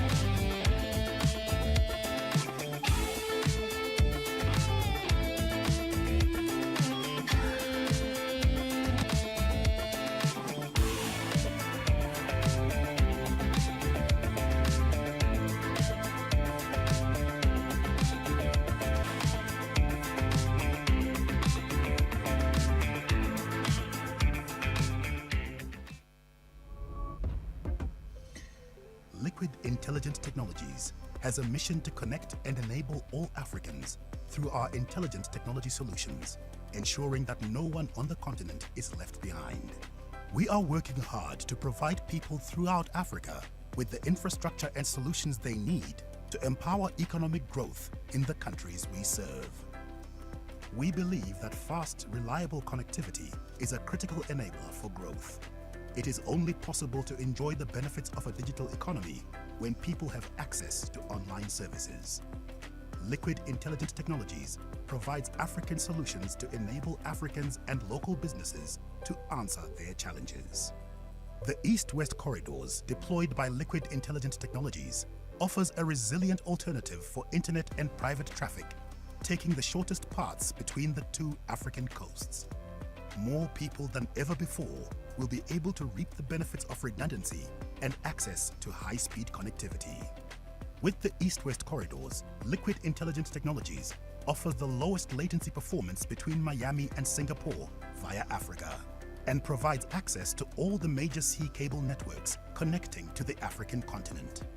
Global carriers and content providers are now able to transmit through Africa to other global points of presence. These corridors further our mission to connect every country on the continent and bring the many proven economic benefits of improved connectivity and technology solutions. In particular, for organizations looking to maximize opportunities presented by the African Continental Free Trade Area Agreement. Liquid Intelligent Technologies fiber network extends more than 100,000 kilometers over 13 countries across the continent, enabling communities to digitally connect. We were the first company to terrestrially connect the Cape to Cairo, and now we are the first to connect East Africa to West Africa via 3 corridors of fiber connectivity. With the East-West corridors, Liquid Intelligent Technologies builds Africa's digital future.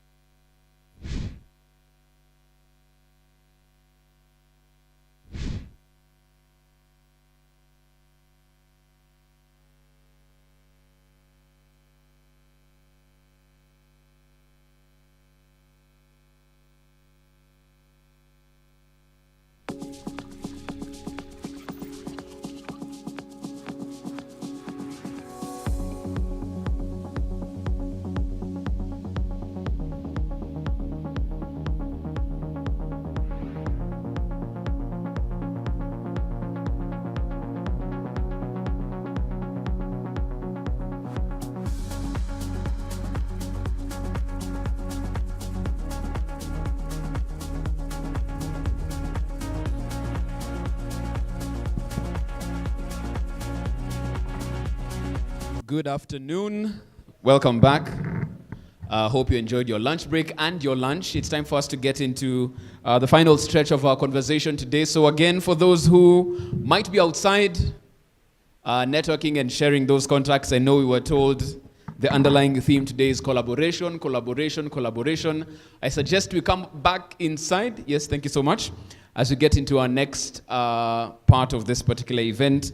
And this time round, as we get into it, we are talking about the subsea fiber infrastructure.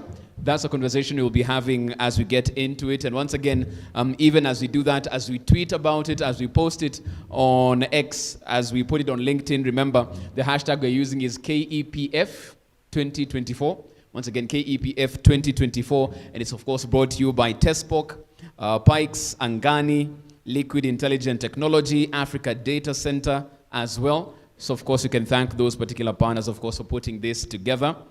We get into the discussion of subsea fiber infrastructure. And to take us through that particular session and presentation, I'd like to call on stage Hilary Terus, the Director of Operations at WIOC. Hilary, the stage is yours. A round of applause for him as he comes on stage, please.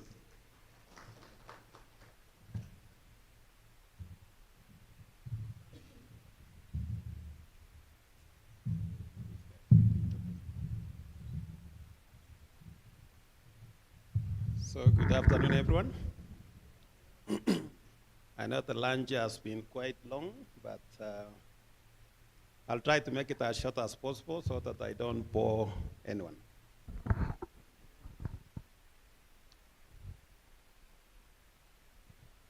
questions. So for members who are still outside, I think the afternoon session is starting. If you can come in.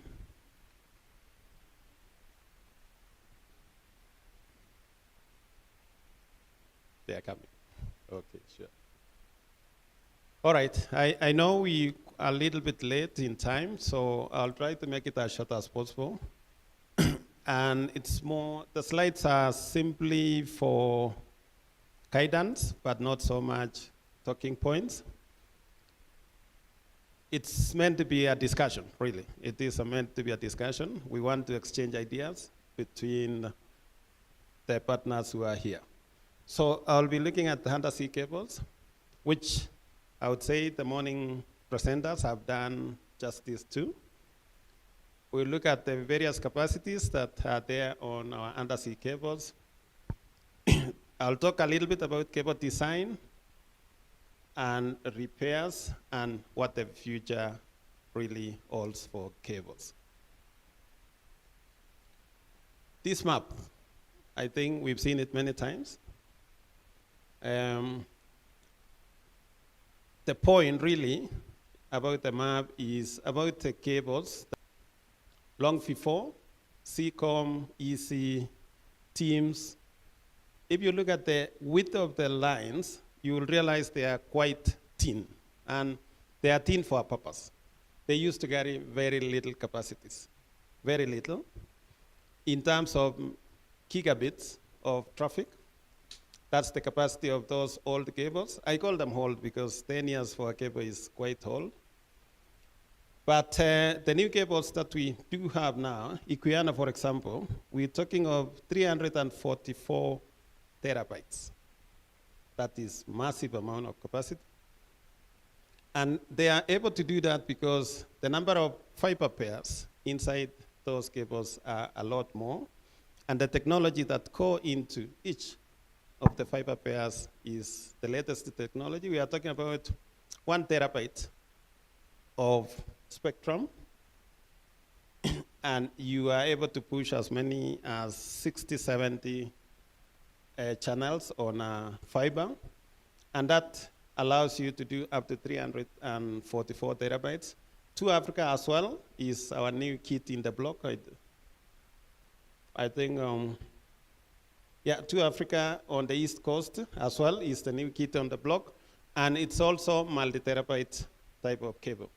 But in the old cables, if I remember, if I say more about EASY, for example, because we manage EASY, we were talking about 2.5 gig per channel when we started, before we moved to 10 gig. 10 gig was the cutting edge technology at that time. If you tell someone 10 gigabits of traffic now on a fiber, that is very old technology. We used to do SDH technology. The transmission method on cables was SDH, but for the new cable systems, SDH is no longer even implemented. OTN is what is actually used now, and that allows you to push more because SDH could give you up to 64 kilobits, 64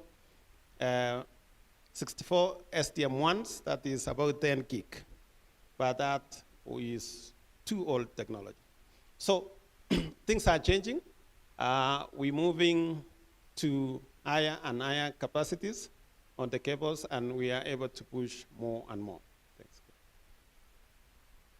You might have seen this map before, and this is for 2021. Generally, what the graph is saying is that the number of subsea cables landing on the various African countries, we used to have 9 countries only having a single subsea cable, 8 countries with 2 subsea cables.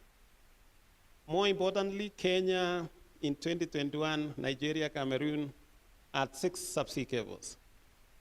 Next one. The map is now moving to the right. Kenya, for example, Nigeria, we've got 8 subsea cables landing in those countries. And if you look at Egypt, we have up to 20 subsea cables passing through Egypt. In 2021, it was only about 12. So things are moving, more and more cables are getting installed.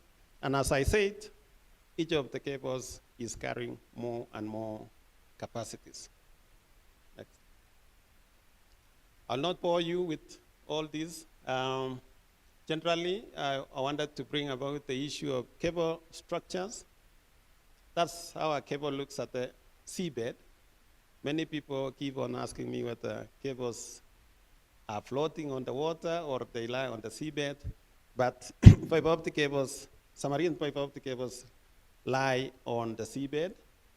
The seabed is not as smooth as this diagram is depicting. There are mountains, there are valleys, there are gorges on the seabed, and therefore there are a lot of things that really can happen down there.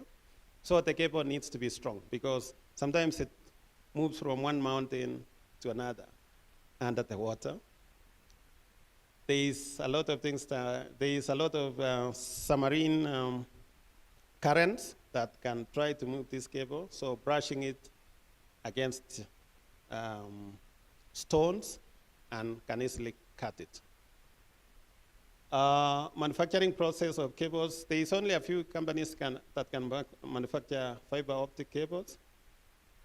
The process is pretty expensive, and that's why you would find before you could have one fiber pair on a submarine cable. People may ask you, why would you not have 76 cores just like the rest of your cable? But that's because the manufacture of submarine cable is quite expensive. It's only now that prices are starting to come down and you're starting to see 16 fiber pairs, like on Equiano or 2 Africa. But 16 is still really low compared to terrestrial cable, where you can have 96 or 144. The laying technology is also, we use advanced ships to lay because the cable has to be placed at an exact position where which has been predetermined because that would allow it to last longer. So the route survey, before the cable is laid, there is proper surveying. There must be a ship which will scan through the route where the cable will be laid, and the laying has to be placed at exactly that location. And there are special ships that lay cables. There are a number of companies like Alcatel or E-Marine that provide specialized equipment to do that.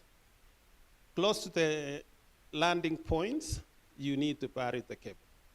You need to bury the cable because, as might have been mentioned in the morning, there is a lot of ships anchoring or fishing, and that cable can be cut. So you have to bury the cable close to the landing point. And to do that, there are specialized equipment to use. You can use a plow or a remote operated vehicle. I'll show a picture of that. Next. And essentially, that's how a submarine cable looks like. I've given pictures at the top of the various elements of the submarine cable system. The first one is a repeater. It's a huge piece of equipment, but it has to be placed to repeat the signal. We got also a branching unit. A branching unit is nothing but a RODAM. It's where you inject or withdraw some of your signals to go to a landing party if others are supposed to be expressed. So it's a multiplexer where you actually put traffic or withdraw traffic to a landing point. And as I said, close to the landing stations, you got to bury your cable because the waters are shallow. But deep in the sea, you would get up to 8 kilometers of depth, and at that point, of course, you don't do anything. You just lay the cable on the seabed. After the cable is laid, after the cable is laid, you need to maintain and monitor. And that picture, for example, is, I think Ben Roberts mentioned that we lost cables on the East Coast and at the Red Sea at the beginning of the year. That is an actual picture of one of the cables that got cut. That was cut by a fishing trawler, because I believe they were tracking to do fishing, the fishing nets and the likes, and it cut the cable in that format. So if you imagine that is the steel protection of the cable and it got snapped, you would imagine the kind of forces that really apply from shipping activities on the ship. So that was one of the cables that got cut, and you've got to pick that up from the seabed, even if it's 6 kilometers, 2 kilometers, whatever, bring it to the ship and connect it, splice it, and drop it back to the sea for communication to happen. So it's a whole process. It's quite expensive. It takes time. Sometimes because of politics, for example, on the Red Sea, because of the war in the Middle East, you would find that the cables got cut in February, but we were only able to repair last month. Was it? Yeah, last month. So about 7 months. That's not usually the case. In normal situations, you can repair within a month. So it really takes time. It's quite expensive, because to call that ship to come and repair, there is steaming. They have to come from the locations where they store the spares. They have to bring spares. They have to bring up the cable, connect it, and then drop it back to the seabed. So submarine cables face a lot of challenges. They are natural disasters like earthquakes, for example. So at the seabed, sometimes you could get earthquakes. The rocks will fall onto the cable, getting it cut. Sometimes there's debris from the rivers, and that has happened for us twice on the West Coast, for example, at the Congo Canyon and on the West African coast, where the debris that come from the river move up to, you cannot believe, up to 500 kilometers underwater, and at that point starts cutting the cable. So a lot happens, and a lot of planning has to go in, because that has to be taken into consideration when you are laying the cable. And of course, human activities, fishing, angers. Sometimes, at some point, I think like 2-3 years ago, we had a ship which the hangar failed, and without them realizing, it was tracking on the seabed, cutting many cables, about 3 cables on the Mediterranean. Okay, next. So that's the process of repair. That's how fragile it will look like while you're still connecting. You'll do the normal splicing like you do for the rest of your cables. I would imagine many of you do that. But the moment you finish with splicing, you really need to cover it. And that's only part of the job. That picture was taken before the outer cover is put on the repair. So the repair would be in between. You've got to cover it and cover it many times, because you must make sure that water does not go into the joint. So the joint this type of jointing is only done by specialized repair teams. It's not everyone that can do submarine cable repairs. But that's how it looks like as you progress. Okay, next. I put this picture. This is the machine that we use to grab the cable sometimes. Sometimes if you try to look for a broken cable, it might be difficult. So you can send another ROV vehicle to look for it. And also, more importantly, when you are burying the cable as you come to the landing station. So if you need to bury it, this machine does the job. This is one of the machines. There are other methods of burying a cable. So this one would use a jet of water into the seabed, which will remove all the sand and the stones, and then lay the cable before burying it back. So that's called a remotely operated vehicle. I put this picture because of the new technologies that's happening in submarine cables. And the most important thing that I really wanted to put across is not the beach manual. The beach manual is what you see at the beach, but the power feed equipment and the SLT. And why am I saying that? The old cable technologies were more closed in the sense that the landing station would operate both the power feeding equipment. The power feeding is where you inject your power to power the repeaters and the branch units. And the SLT is your electronics, your laser that lights the fiber. It's the submarine line termination equipment. So all of that used to be at the landing station. And a landing station like the EC, CCOM, teams, you would find all this equipment in one building. Now, with new technologies, where we are moving to, we have what is called the open cable systems. With the open cable systems, a landing station only needs to power the electronics on the fiber. But because new cables now are more than one fiber pair, 16, for example, as I said, for other cables, the submarine line termination equipment doesn't have to be at the landing station. The submarine line termination, what is happening with the new cables is that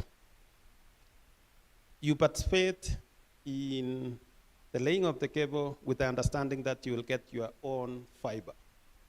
So you'll be given your own fiber, you will do whatever you want to do with the fiber. You can put whatever technologies you want. You can use any manufacturer that you want. You can upgrade at any time that you want. In the past, that was only done by a single equipment manufacturer. For example, if it's an Alcatel cable, Alcatel will provide you with all the SLT, all the laser electronics that is required.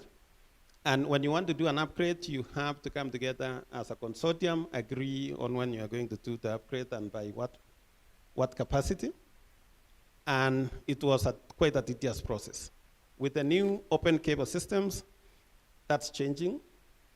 The landing station will only power the cable, but you get given your own dark fiber that goes into the sea, and you decide what you want to do. You can use whatever equipment you want.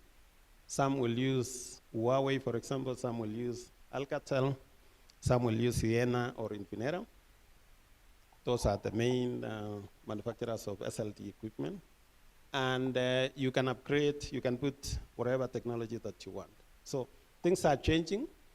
And I believe the regulator is probably trying to catch up with the same, because when you say a landing station is simply power. A landing station operator will have no control on the traffic that goes into the cable, and they have no control. It is the SLT operators who will actually can monitor the traffic and can increase the traffic. They can know how much is going into the submarine cable. So that is open cables with more than one fiber pairs. That's what's happening at the moment. The future. So with the future, there is, as I said, all technologies like STH are going away, you would not get a new cable still applying the synchronous digital hierarchy technology that is quite old. If you still use it in your network, please think about it because it's a dying technology. Capacities are increasing.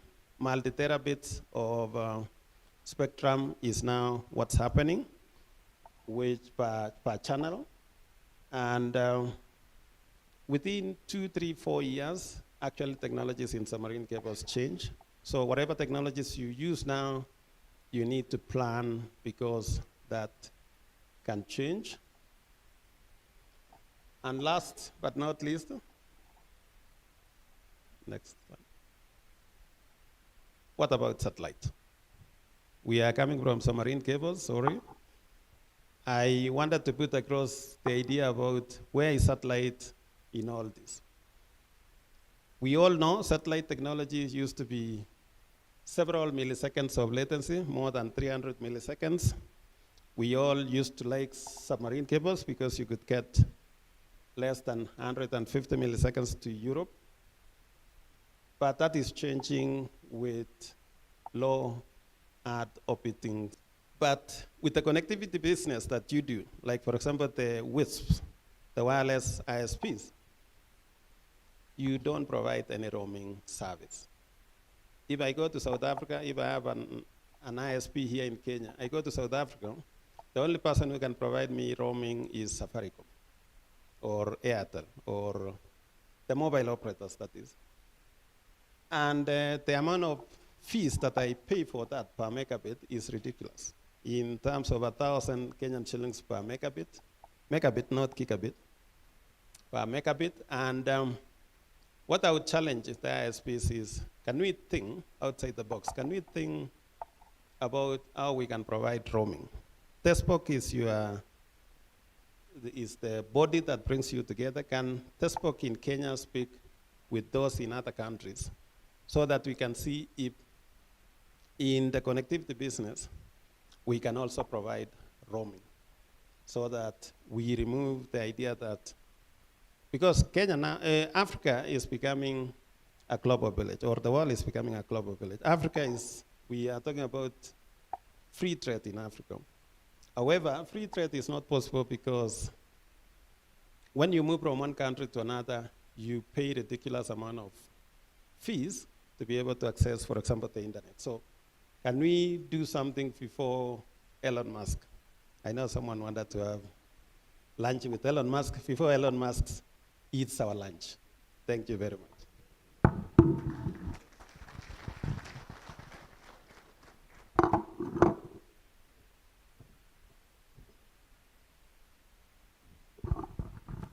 Thank you so much for that, Hillary. I think you can give him a better round of applause. Elon Musk's lunch notwithstanding on that. And I think for that particular presentation and taking us through that, we shall call upon Jules Majale to give the token of appreciation from the Internet Society Foundation. Is Jules in the room? Oh, yes. Thank you so much. So as Jules comes on stage to give that particular token of appreciation, as always, Hillary, don't forget, we smile into that camera. That one there. You'd be surprised. We think it is normal to smile when the camera is on. Until the cameraman shows you the footage that he has and the pictures that he has, and you're like, Sasa, this one. Was he forced to take the gift hamper? You know. Thank you so much for that, Hillary. Asante sana. I want to move on to the next discussion. We had to skip this one before lunch because of time, but we bring it back because it is very necessary to have, especially during this particular forum. It's the data center landscape. Moderating this particular conversation will be Milka Muga. You can give her a round of applause as she comes on stage. Oh, she has my fans huko nyuma. Oh, are they paid? Pole. If the M-Pesa hasn't landed, I'm sorry. Yeah, imeenda hivyo. Also coming on stage, we have Dan Kwach from Africa Data Center. For that, we have Sajid Vayani from Icolo. Oh, he's also paid.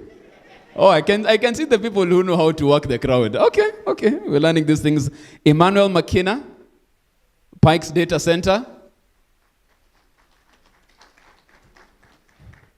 Niraj Shah Anne Kamau from IX Africa, and Newton Bai of Konza. I'm looking for Newton. Okay, asante sana. Milka, over to you. Good afternoon once again. Good afternoon. Much better, much better. So this is the long-awaited panel. The Wazitos, the data centers, and the topic for today is new emerging technologies and innovations. Word has it at lunchtime, this is what people were waiting to hear.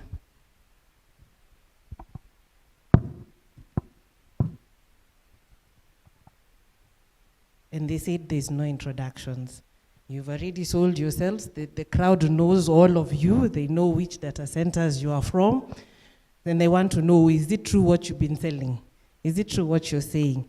So to start us off, of course, with our very own Dan Kwach, you initially began by saying ADC has already begun talking about innovations in the data center, adopting green technology and the likes. So we pick it up from there. Yes. Thanks a lot, Milka, and I don't know, but I think I made a mistake. Now, when you're talking technology, or what should we be doing to make sure that we are green in whatever operation, in whatever design, build, and operation perspective. Data centers are seen to be extremely power hungry.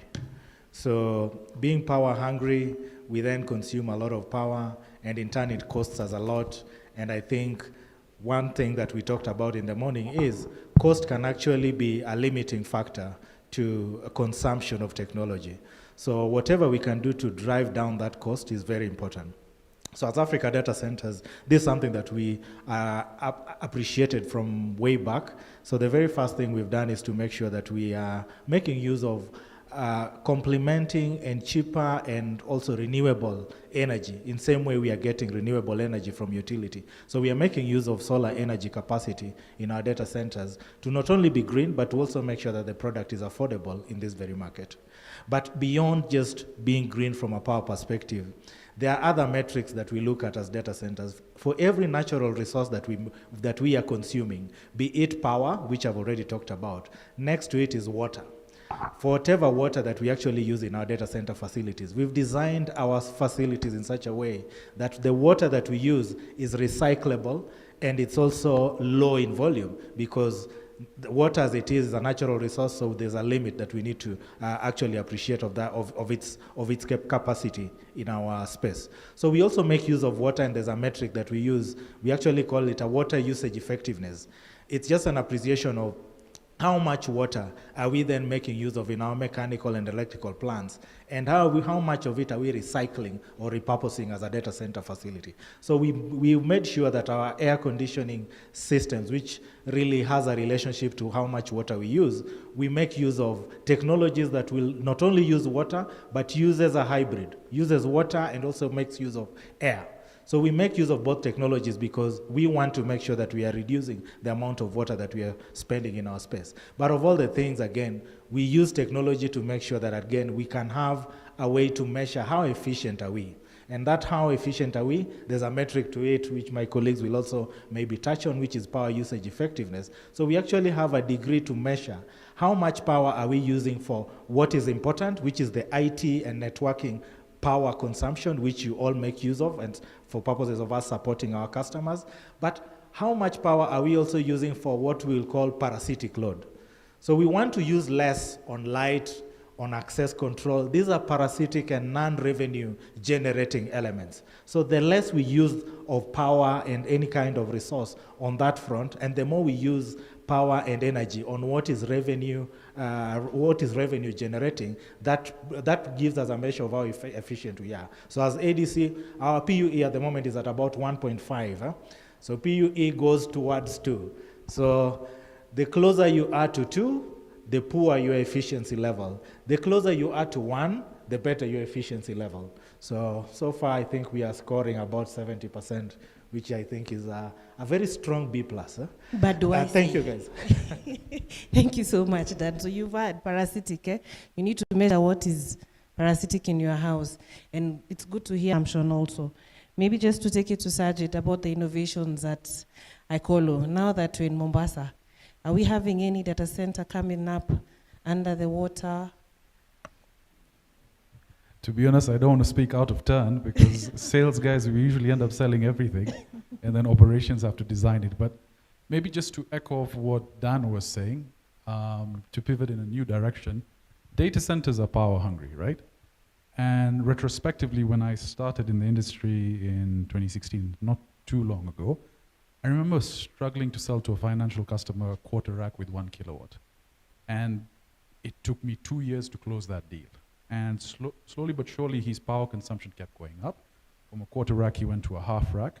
And then that 1 kilowatt went to 2 kilowatts. And then slowly he took a full stack. He's doing 3 to 5 kilowatts. And now we've heard the innovation of AI, how widespread it is. I think a couple of weeks we had a panel on AI. And just to give you an idea, our entire data center floor space can accommodate maybe 900 kilowatts. And we can split that amongst maybe 250 to 300 racks. As Digital Realty, recently we closed an AI-based company for 10 racks with 900 kilowatts. Now, the question is, how fast will AI spread in Kenya? Yeah. So maybe just as a question, how many people use ChatGPT here? I mean, pretty much everyone. I saw those front laptops. How many people maybe use YouTube over here? How come you're not subscribed to my YouTube channel? Milka, can we post that up as well? No. Okay, so side discussion. But ultimately, the trajectory is everyone is going online. And 900 kilowatts for 10 racks, that is quite costly. And also from a cost perspective, can customers afford it? So on the flip side, we are having conversations AI solutions, but it's not cost effective, not yet, until more people get online, until more people get connected. But what we have to do is, I guess it's a chicken and egg discussion. We build it and they will come. So that's how we approach it. Super. With our newest kid on the block, IX Africa for sure, your build must be able to innovation and technology that you've adopted. Thanks for that, Milka. Yes, happy to be the newest kid on the block, because being new, you get to learn from the OGs. They've done massive. But at IX Africa, so what you've learned after having seen what has been deployed before and having talked to our customers and knowing where the world is going right now, everyone is talking that is ready to hold such kind of massive densification of infrastructure. So at IX, what we've done, our data hall right now, what we call our baby data hall, is actually capable of deploying 20 kilowatts. Such kind of dense racks require very high level of stability. We do not have any raised floors anymore in our data center. So all we do is to make sure that the infrastructure is already set to host such kind of dense infra, and also towards the element of power and cooling, which my colleagues have also mentioned. This being infrastructure that consume a lot of power and cooling, how do you go about cooling such kind of dense infrastructure? So at our data center, we use IA suppression. I know for the guys who've come to the data center, when we raise it that we use water mist suppression, everyone gets to wonder how does it work. But this is also one of the sustainability measures we're doing, because gas, in having a smart building management system, as Dan had mentioned, avoid the parasitic waste of lighting and even water. Those are the things people usually don't think about. How are you recycling your water? How are you using your energy? We are having system in our DCIM that is able to monitor which rooms are using power at any given time, that you can look for sustainable measures of even lighting to think about. So from our side of the infrastructure, and you're all welcome to visit. The proof is in the saying, I can tell you for sure, I'm not lying anything. I'm not just holding my sales hat, but the proof is in coming to see what you're doing different. And now it's good to hear about all these innovations, power and water taking the top of the cake. But it's also good to understand, are there any challenges that we're actually seeing when we're deploying these innovations? Of course, I'll take it up first with Makina from Pikes, with a data center that is in the heart of the city.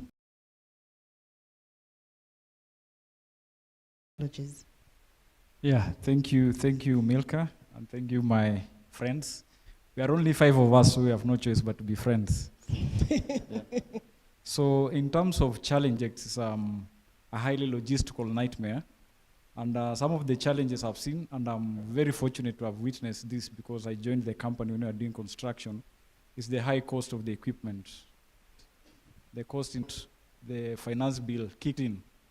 So we had, before I think it was just Africa data centers, then IX Africa. So we don't have many as infrastructure for collocating customers. So for us, the challenges are just giants coming to Konza, everyone coming to Konza, so lot of security personnel to work on. All time, tell us. Milka, that's for collocation. That is for collocation. That requires, we treating our loyalty to it can be misinterpreted. But really, KXP has done a marvelous job at demonstrating that, guess what? We are Kenya. Links is in this very market. That's how comes Asteroid is in it. And we are open to any other, peering platform coming to the market. So we will definitely, the more the merrier for us. I think that's what I would say. Thank you. But yeah, over to the OG. Thanks. Maybe, when your elders speak first, you have to be careful what to say next. So maybe just to add on what he has said, we are also members of the Africa Data Center Association, where we usually once in a while come together to discuss issues affecting all of us as data centers. So when we meet at that level, an industry and not as competitors. Then also some of the initiatives we have to support peering, we do training sessions in conjunction with the internet exchange points. We have done a few of them with yourself, Milka. You can confirm that. We also, like for us as Pikes, what we do to promote peering is we do give free cross connects to all internet exchange points for all the customers that have a requirement to peer with the ISPs. So that's our own small way of making contributions to that.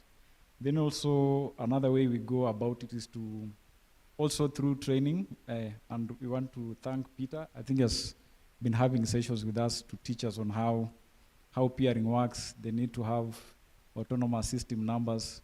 So whenever we have these customers on board, we also take it upon ourselves to educate them, to encourage them to get those SN numbers from Afrinic.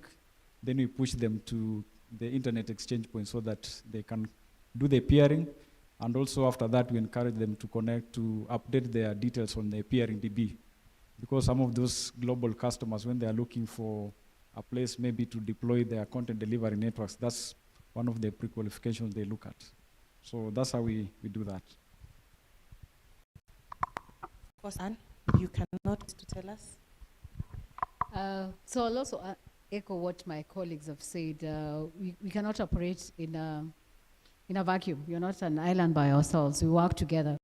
And even in addition to those initiatives that both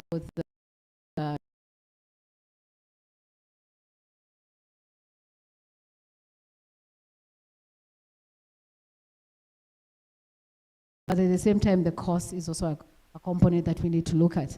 And through the data centers, we usually collaborate when it comes to the investment forums. We have a conversation where how do we look at having competitive prices for this energy that we are drawing into the country, because all of us are gearing into the new phase of having AI deployments in the network, AI deployments in our data centers, but they cannot work based on the current infrastructure that we have on power.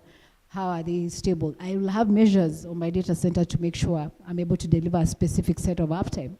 But the customers that will be coming into this market, when they're bringing these workloads and high compute, there's some element of support they will need in terms of knowing that the power that is coming from the source is highly stable. How do you do that? How do you engage the regulator to see dollar to the cents of kilowatt hour has been looked into? So those are also some of the initiatives that we do talk together. We compare notes because we're all in this business to make sure we all have a sustainable business at the end of the day.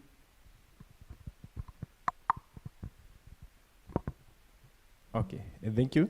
For us, we are having several collaborations with different data centers in such a way that we have some clients who have a primary data center in Konza and at their site in some of these sites because we don't work as a independent body.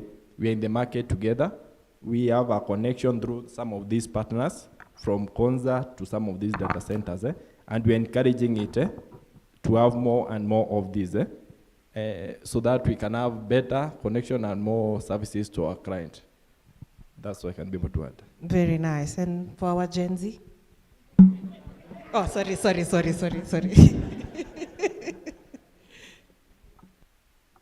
The white in my beard disagrees with that. So I agree with everything my colleagues have said. So Milka, today's competitor is tomorrow's colleague in the Kenyan industry, right? Yes. And I vividly remember the first data center I actually ever went to see was Africa Data Centers. When I joined and we were trying to build this concept, this facility in Mombasa, I had no idea what a data center looked like. And Ranjit at the time called Dan, I've got this young guy who wants to come and see the facility. Could you please show him around? And to my surprise, Dan was like, you're most welcome. And he didn't hold back, he showed us everything, he explained how it worked. And he was telling me, I remember that time, trying to sell it, it's customers looking for a primary site and a disaster recovery site. We have facilities in Mombasa, there's a facility in Nairobi. We've collaborated with Maggie, with Dan on so many levels, offline as well with Anne, with Makina. We've done a lot of engagements with customers, again, to educate them on the benefits of colo. So it takes two to tango. You can't really operate as an island on your own over here. In terms of bolstering the peering community, I think it's a combination of data centers, it's a combination of exchanges, and connectivity providers. Ultimately, what we're doing together is try to educate the market, to try and get them online to understand the benefits of peering, but then you can't have one without the other. You cannot have peering without the data center. And you cannot have connectivity. If you just have a data center without an exchange and connectivity providers, it's a shell. So everyone sort of has to step forward because ultimately what we're trying to do is put Kenya as the gateway hub for East Africa. And all our efforts ultimately collide towards that. So each of us has a part to play. I'm trying to get the PlayStation networks to deploy here. And they're like, we don't have enough eyeballs. And as a gamer, that really disappoints me. Does anyone else play video games here? One guy, so wrong forum. But in order to do that, it's a combination of all our efforts to have as many people connected online as possible to get those services done. And then it makes our jobs as sales guys easier because there's a lot more footprint and a lot more demand. Thank you. Where's he, Gen Z?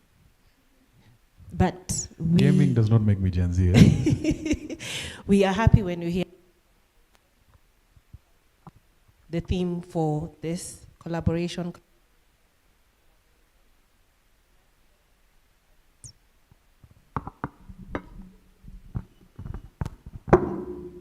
That inevitably assures that the data centers and the IXPs operate optimally in order to ensure that the industry grows. So we are right on time to close us off. Your parting shot. Of course, we'll start with you, Sajid, as we come along. With the Gen Zs, yeah? I think, so it's amazing to see how much interest there is in data centers. It's obviously changed. From a sales guy perspective, that's very good. Because Rugo, you can back me up, it was a challenge to sell data centers initially, but we're trying, and the interest in the market to digitize all platforms from banking to transport and so on and so forth is pushing us obviously into the next level of data center spheres, which is the AI-ready sites. With investments being made from IX Africa to ADC to Konza and Pikes, it's a testament to what Kenya is capable of doing and capable of achieving. A lot of traffic still goes to South Africa and then back to us. Why doesn't it sit in Kenya first and then go to South Africa? We have the capabilities of building the facilities. We have the knowledge and the know-how. I think having peering forums like this, where we can freely interact with everyone and also share ideas, is also beneficial to that. So thank you guys for organizing this as well. So thank you. Ultimately, yes, we are heading in the right direction, and I think with the support and structures we have in place, the future is quite bright. Thank you. Thank you. Dan, one thing we should take away from here? It just crossed my mind that there are two very unique installations we have in Kenya that probably there's not so much awareness of them, and the next is we've probably also not asked ourselves what should we do to leverage on the fact that they exist in Kenya. When Hillary was doing his presentation, he had a challenge to us, and he was like, the wireless ISPs, there's a need for us to work on a roaming solution. And it just crossed my mind when I was next to Fiona that Kenya has the first global roaming exchange server or systems installed. And this happened way back in 2016. I think this was an African Union-sponsored solution that we are hosting in our data center facility. It's the same thing to the ICANN managed root servers that we also have. There needs to be a lot more awareness, and I think we are not blameless. We should be talking more about this kind of unique presence in our market. And the next thing we should be asking ourselves is what more can we do out of these unique installations or unique services that we are hosting? That's the very first thing. The other is just that Jeff promised, I think somebody in the audience who wanted to ask a question, that they'll make sure that they are given a chance to ask that question. I just wanted to request that if possible, allow them to ask the question. Otherwise, thank you. Jeff has taken notes. Thank you. So as a parting shot for me will be, Kenya, we stand in a very unique position because we have the interconnectivity coming out from the subsea, we have the terrestrial route, then we have the data centers. Then we have talent. We have massive talent in this country. And I think this is a time where, as Sajid mentioned, why should all these critical zones be in South Africa, not in Kenya? There's nothing we're lacking in Kenya to be able to make that possible. When it comes to eyeballs, the issue will be also, when it comes to the chicken and egg conversation, the users should be the ones to demand and say, I need my data to be hosted here. And to be able to do that, you demonstrate that we already have this infrastructure. I appreciate what you're currently doing, especially with our local cloud providers through Angani. They've been able to do a lot of training to let people know some of these workloads are able to be hosted locally. But aside from that, we have also the other elements that all of us users are using. Do you get to demand that level of experience and tell them, I am not enjoying the kind of services I'm getting, and yet in Kenya, we have this infrastructure. Can we, when you push the demand, you're the customers. Customers is always the king. When you push those demand and ask, these guys will be forced to come and to look into this market and say, yes, the infrastructure is available. We can be able to host all these things locally. And then we should not be having issues when there's a subsea cut, we are cut off. We should also be able to stand alone through hosting all the data locally. We should always be able to continue progressing, even despite a critical infrastructure shutdown. So that's my takeout. Okay, so for me, I know we have had a series of conferences talking about keeping the local traffic local. So I'm happy that besides having the physical data centers built in Kenya, we now have African companies actually building the platforms to not only create that content, but also to distribute that content locally. So I think in the room we have one of those guys. We have a company called FreePass Africa that has built a local CDN that focuses on keeping the African content local. And the theoretical things we have been talking about the internet and keeping the traffic local is now happening. So I urge you to find some time to talk to him, and maybe if you can have a platform, maybe if Milka will allow, we can let him share something about what he's doing at the right time. Thank you. Thank you so much. I believe the members that are here, all of them are uptime certified, Tier 3 uptime certified. So I believe they're operating at 98.998 or 999. So as per that, you find that most of our customers expect us to have a satisfaction of 99.99. Those are 16 hours in a year. So we are looking at, you as the network providers, how can you be able to support us more to achieve this? Our facilities might be up, they might be operating at 9.9, but our services, are they operating at that? That's one of the ideas I would like to be able to explore more so that we can be able to achieve this. In all these 5 data centers are the maximum part of it. The other area I would like to part with is the market is quite big in Kenya. With the 5 data centers, I think this is almost 20 or 30% of the requirement for Kenya. The market is quite big, we can be able to increase it more and more. The space, we can be able to provide more data centers that can be able to provide more services to our customers. If only and only we are able to give our customers the satisfaction. Number 2, we are able to market the services that we are offering in such a way that these data centers are offering world-class services. You don't expect if you go to another country, maybe South Africa or any other country, you get a better service. You get the same service that you are getting in Kenya, but now we need to go Kenya and market Kenya. Thank you. There's an important question that has just come in that I've been told must be asked. For the confidence of this would go to anyone. Feel free to just answer. How do you ensure your facility is secure and the data is protected? What level of can someone just come in and shut off anyone's data, switch off powers? Siri, zima ile. How can you give us that guarantee? I can try on the crowd side of it. For us as Konza, we have done the Konza crowd. Konza crowd has its own firewall and its own protection. But the biggest part we are finding, the biggest challenge is human factor. So we are finding it more encouraging to be able to get the skills to the people who are utilizing Konza crowd in such a way that after getting the training to those person utilizing the Konza crowd, we encourage them to do more security. You see, security is layers. As a service provider, you might have the biggest layer of security. But if you're able to share a password or you're able to share anything with your client or anyone else, you find yourself that you're more vulnerable. Number 2, currently there are more firewalls that are web-based that you can be able to increase your security, considering that some of us may see our facility or may perceive other facilities that they may not be quite secure, but service providers can be able to get more and more securities without having the physical equipment. You can be able to get online firewalls that can be able to protect your equipment. That's on the application and the other areas. On the physical, I think all the data centers are built in such a way that, one, all the facilities are built as data centers. There are layers, most of them have 7 layers, most of them have 8 layers of security, physical security.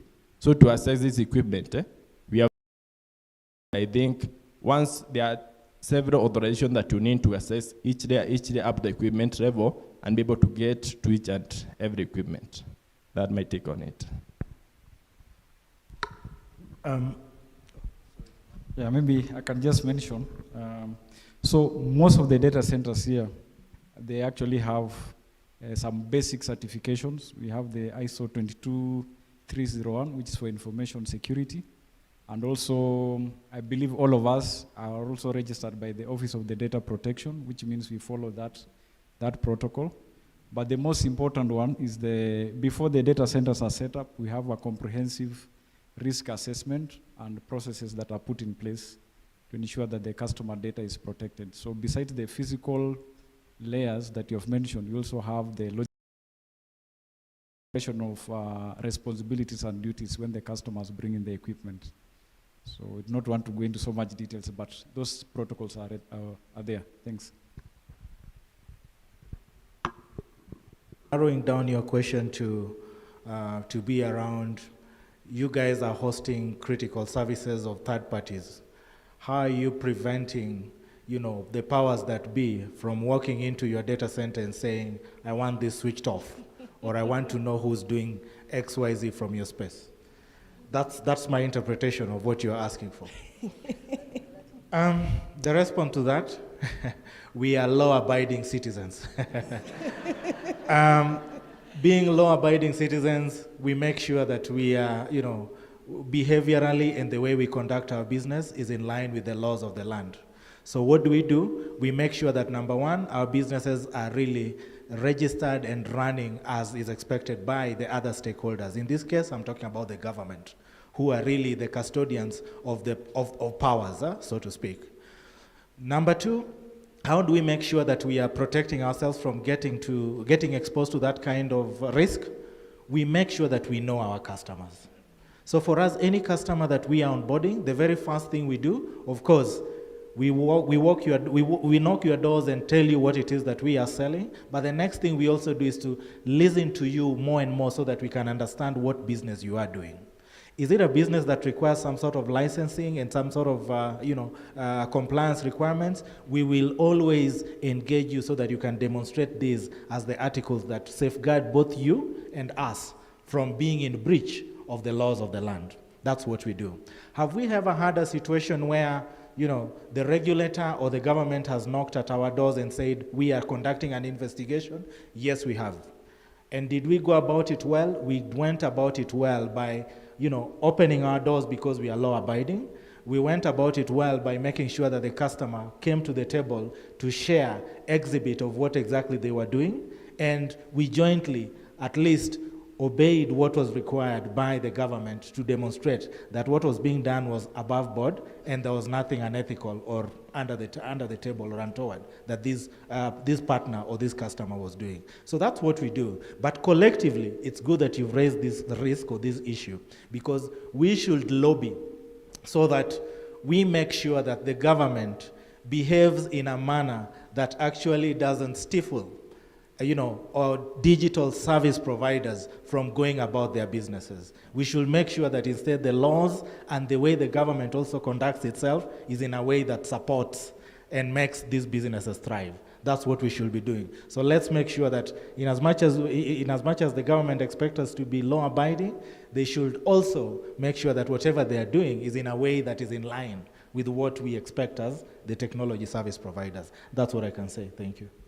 Thank you very much, Dan. I don't think we can add anything to that, can we? So we have a hot panel coming in. Thank you very much. We are truly humbled. We've learned a lot. And back to you, MC.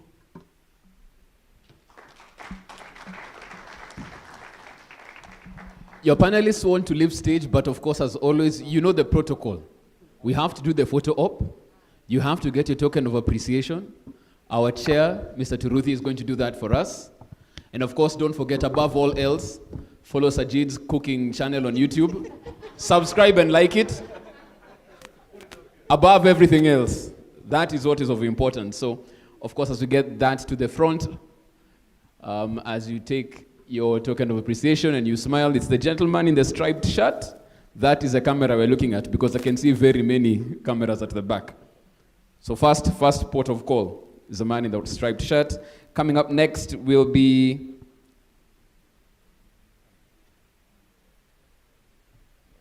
Halil Kama, Senior Peering Advisor at Links. Is Halil here?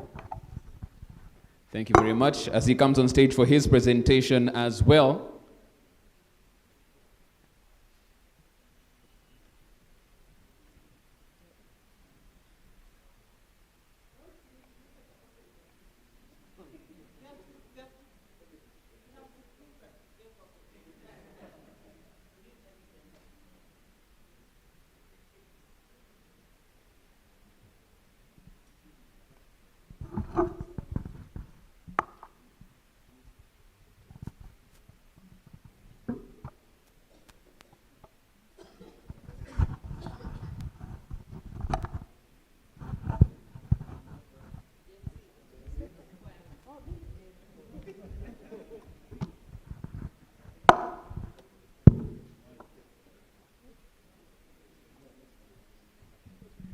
There we go. I believe everybody has their gift in hand. Fantastic. We look at the camera, we give it a smile. Gen Z and otherwise. 1, 2, 3. Fabulous. Thank you so much. Asante sana. A round of applause for them as they take their seats.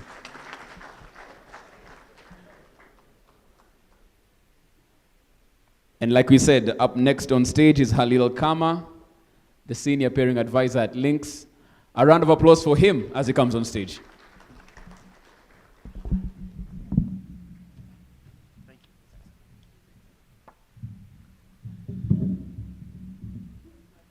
Hello friends, hello colleagues. Hi. Great, got the presentation up. It's always a pleasure to be in Nairobi. I always love to come here. Our team especially loves to come here. I don't know why, but everyone always tries to fight to come to Nairobi. It's always top of their list, so we're always happy to be here. Today I'm going to talk about Links, the ecosystem that we're creating and building together with everyone in the room, and just to enlighten everyone a bit more about peering and what we do at Links. Next slide, please. For those of you that don't know what an internet exchange is, we can go to the next slide. We're just a flat layer 2 network. That's all an internet exchange is. It's very simple. It's not complex at all. Anyone that says it's super complicated is lying to you. It's a very easy platform to utilize. It's a flat layer 2 switch where you just plug in and pass traffic from point A to point B. That's all we do. That's all we provide, essentially. We do have many other benefits, but that comes with us as Links. But in terms of the hardware that's provided, that's essentially the idea behind it. The main ethos of peering, right, is to reduce latency. Because as everyone knows in the room, traffic would trombone all the way up to Europe or come down from South Africa and back up again. And who wants that? As Nairobi is growing, everyone is building these huge data centers that they're filling out. Obviously, that fills up with the content that comes locally here. So that means the user experience improves, cost improves because you're not paying for expensive backhaul to go all the way back to wherever it was that you picked it up before. And it stays within the local economy. Next slide, please. So for those of you that don't know, Links actually operates as a non-profit, which means that the core of Links, at the core of our hearts, is connectivity and making the world a better connected place. That's the ethos of Links. Aside from that, well, obviously connecting the world and making the internet viable for everyone is the main priority. Aside from that, obviously then it's finances and other things that companies look into, right? But the main ethos is that we provide connectivity to areas that don't have it and could do with a better ecosystem in being enriched completely to reach a different level, to prepare for the future, to prepare for AI, to prepare for 400 gig ports, 800 gig ports of single customer traffic, which is what we're seeing in London in some instances. So we have just about 1,000 ASNs connected, which is 1,000 networks, individual networks, present in 83 countries, not physically in POPs, but using our partners. We're present in 5 countries ourselves, so Kenya being one, Washington, D.C. in the States, obviously the UK, Saudi Arabia, and where else do we have our exchanges? Sorry, no, 4, yeah, that's it, yeah. And 16 points of presence in London, and that is forever growing on our London campus. Slide. So, benefits of Links Nairobi. One more slide, please. So obviously, joining an ecosystem, a vibrant ecosystem like today, this room, how great is that, right? That we're all here, mixing, mingling, talking. I've spoken to a few people that said, oh, I haven't seen so-and-so in so long. It's good to meet him here, or blah, blah, blah. So that's what peering does. We encourage connectivity between humans and also machines. So you can peer and meet people in person, have a beer, talk, have some food, and create that connectivity, because ultimately you're creating that ecosystem for each other. And if you don't communicate here in these forums, that connectivity won't happen outside of it. Within the Links community, so if you join Links and you become a member and you peer at one of our sites in Nairobi, IX Africa, ADC, iColo, if you peer at any of these sites, you become a Links member. And what a Links member entitles you to is access to our membership group. So those 1,000 ASNs that you just highlighted earlier, I highlighted for you, you'll be able to reach all of those 1,000 networks in terms of email, contact, and being able to, let's say you're speaking to a particular network that you're liking looking to reach. If you can't get hold of them, we will do that in between for you to try and get hold of that particular CDN or ISP or whoever it may be. That's what we do at Links. We're trying to go the extra mile to help bring everyone together, really. That's the core of our business. And that will give you access as soon as you enter into the Links member community to all of these peers that we have. So we have global reach, obviously, because we're in so many countries globally. And what that also means is that you can benefit from that. If anyone has a use case for, I don't know, peering in Scotland or peering in New York or peering in Tokyo, 9 times out of 10 we would know who to reach out for you. So we would be the go-between to form that relationship. With neutral non-profits, again, I'll highlight that.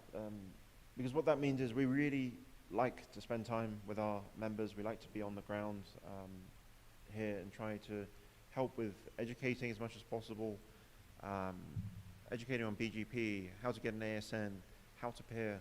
We're very happy to do all of that and sit down with you case by case and work through it. Because we know it's not an easy step to take, especially if you haven't peered before or you don't know how it quite works. We're happy to help. That's the difference between us and commercial entities. And obviously most people peer for resilience on the network. That's what you want. You want a resilient network so that you have a fail-safe. That's what peering provides, is a fail-safe network, really. And additionally, if you peer at Links Nairobi, you'll have access to all of our sites that are listed there. You'll be able to peer with them just by buying a port. So if your transit provider drops you off to any of these sites, you can join any of those Links sites included within your Links Nairobi membership. So it's only just a single membership. Next slide, please. Other areas. So we actually have our own fiber ring connected between our sites. So between ADC, iColo, and IX Africa, we operate a fiber ring between all of those sites. And what that means is if a peer is within iColo and they're peering from iColo, you can reach that peer at ADC. If there is a peer at ADC, but I'm at IX Africa, I can reach that same peer at any of those sites. So it doesn't matter where they're located within Nairobi, as long as they're on the Links network, you can reach them. So you don't have to be particularly hosted in a particular site just to reach that one individual network. That's the beauty of having the ring around us. We're also offering a private VLAN connection between all 3 sites, which means if you had a customer or your own POP at any of the individual 3 sites, you could pass traffic from point A to point B, which is great, right? You've just saved a whole load of money on buying your own capacity in between. And that's what we're trying to help, just adding value to the ecosystem in Nairobi. We're also looking at bringing in maps, hopefully. I'm not formally announcing it, but we're in discussions of bringing in maps, and hopefully that'll be the future of what comes into Nairobi. We're still in discussions with the Microsoft team about it. There have been some changes in Microsoft, but as we are a partner of Microsoft in London, we do offer the map service, so we're looking at bringing that locally here. We're also offering payment options in Kenyan shillings, because we understand that the currency has fluctuated quite a bit recently. So to accommodate that and make it easier for yourselves who are obviously billing in Kenyan shillings, we're trying to accommodate that as well. So this is just a few of our Links customers and members. The outside world, you'll call them customers, we call them members, right? We have everything from ISPs, operators, cloud, research education networks, transit providers, cybersecurity. A few of the weird ones are government, military. We have very, very strange military organizations connected to Links for whatever reason. Well, it's internal connectivity for Microsoft and other applications, but you wouldn't think that a military would be connected to a peering LAN, right? It's very strange. And it's not just the British military, it's around the world, several militaries. So. Our member list is public, by the way, so I'm not giving you anything that isn't out there in the wide world. You could go on links.net and just look at our member list and you'll be able to filter through and find out who I'm talking about. Obviously we have social networks, payment platforms, and just a whole array of networks to make up 1,000 ASNs globally. 1,000 networks is quite a lot of networks.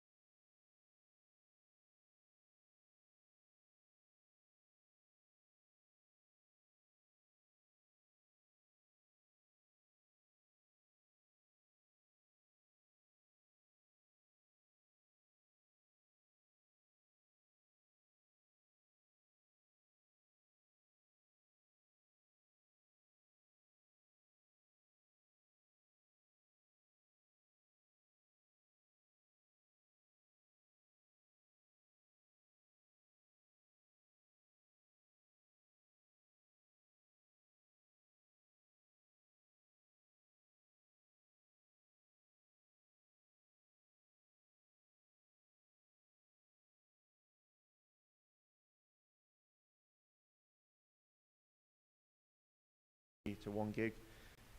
This is a very granular version of what it could be, but we want to offer that to the community to make it available to you guys, right? Because if you're starting at small levels of traffic, it's always good to dip your feet in the water and say, I can test this service, I could do that with even 50 meg or 100 meg. You're peering with Microsoft directly. So there's two elements. If you peer with Microsoft directly, sure, fine, you can do that, absolutely. Microsoft are investing heavily in the country, and that's great. We always encourage peering.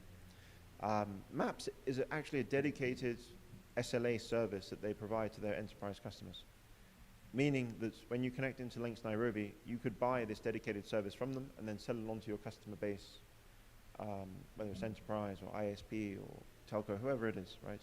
It gives you that availability to have maps as a service. And what that does is you'll be able to effectively control the network of how your Microsoft traffic flows to Office 365 products and any other SaaS product that Microsoft has. It's pretty much a direct connection as such. And the reason for this is that Microsoft have tried to be a bit more strategic about their decision-making of peering. So for example, in Europe, customers that have a lot of traffic to them, they say, okay, you can only have 100 gig only to us. You need a minimum of 2 gig traffic, and you can't be more than 100 gig. So everything in between. But if you buy SLA product with us, such as Maps, then you're off to a different race with them. So yeah, as it says on the bottom, it can sometimes be difficult to establish a peering relationship with Microsoft, but coming in with Map service at such a small capacity is possible, basically. Next slide, please. And this is what really roughly the topology of the network will look like when you connect into Maps. So the customer's out there on the end. Obviously, Links is in the middle with the DC. And then we plug into Microsoft, and we pass your traffic through our VLANs, the 2 dots at the top there, passing through. We can either pass it back out via the internet and over back to the customer, or you can just use your Links peering LAN, essentially. Giving both avenues gives it a full resilience setup, which obviously resilience will become more and more of a talking point in these meetings going forward. I'll highlight that now so you can replay it year after year, but resilience will become more and more of an issue. Next slide, please, yeah. So just to give you an idea of Links membership fees. So connecting into Links, you just pay a single membership fee, and then you'd connect in to pay your bandwidth. The first 1 gig is free, and then above that, you just pay whatever port usage you have on the exchange. Next slide, please. Multiple ways to connect in. So you could either have a direct POP at one of our DC partners, ICE Africa, ADC, iColo, or you could use our friends at Bix or many of other connection partners. And what that means is that they could use their own infrastructure to bring you into the Links peering LAN without you having to pay a huge CapEx cost up front. So you're utilizing their network to have a backhaul into the Links peering LAN, and that would show as your own ASN peering directly at Links. So it saves a huge amount of investment, and it's a good way to dip your toes into the peering world. Next slide, please. So these are a basic checklist of what you need to join Links. Obviously, you need to be a legal entity, operate a business, and own an ASN. Without an ASN, you cannot peer. If you do need an ASN, please speak to me, and I can introduce you to the friends at Afrinic who'll be able to help. You choose a method of connection, so either a direct POP or a connections partner, which I just mentioned. Then you apply via the website. Click to sign a memorandum, which is pretty simple. We've made it as quick as possible to establish that relationship. And then we would just set up a billing relationship, banks, etc., and then provision the ports. And that could be done literally within 5 days. 5 to 10 days max, really, depending on the cross-connect. Once the cross-connect's in place, it could all be done very, very quickly. And then you're ready to peer and set up your sessions. Next slide, please. Another key area that may be of interest for everyone in the room. So we have a Learn with Links page. This page is available to everyone. It's not behind a paywall or anything. You can just log into YouTube, search Learn with Links or Google Learn with Links, and you'll find a whole page of dedicated content to peering. So setting up a BGP session, how do I get an ASN, DDoS attacks, how to deal with them. Some of the speakers that we've had at the Links meetings recorded sessions of their speeches. There's a plethora of information there that's on YouTube for free for everyone to access in this room.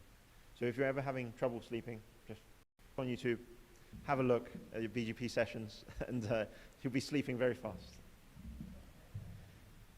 Next slide, please. And that's it. Some of the key contacts, if anyone does want to reach us, please feel free to email us at sales@links.net. If you need our NOC, it's support, and then finance@links.net. And another slide, please. And with that, thank you.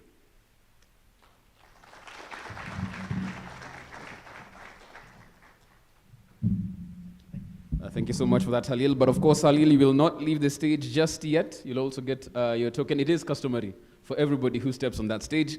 And that shall be given to you by Mohammed Al-Masi of Sistel. Is Mohammed here? There he is. A round of applause for Halil again. Senior Peering Advisor at Links. Of course, giving us all the tools and how you can contact him. I'm sure the engagement with him will continue even off stage on that one. We'll quickly move to the next session on the Internet Society's Pulse monitoring tool, rather. And to take us through that is Kevin Shege. He's a Director, Internet Development. Looking around the room for Kevin. Oh, there you are. A round of applause for Kevin, please, as he comes up.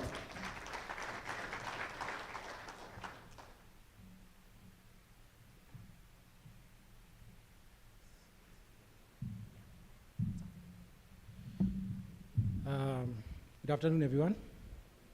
I hope I'm not between the social, you and the social, because I'll see some grumpy people. So my name is Kevin. I work for Internet Society. I'll make a presentation about a measuring tool that we have. And if you have your laptop or phone device, you can open and try and go through it as I speak about it.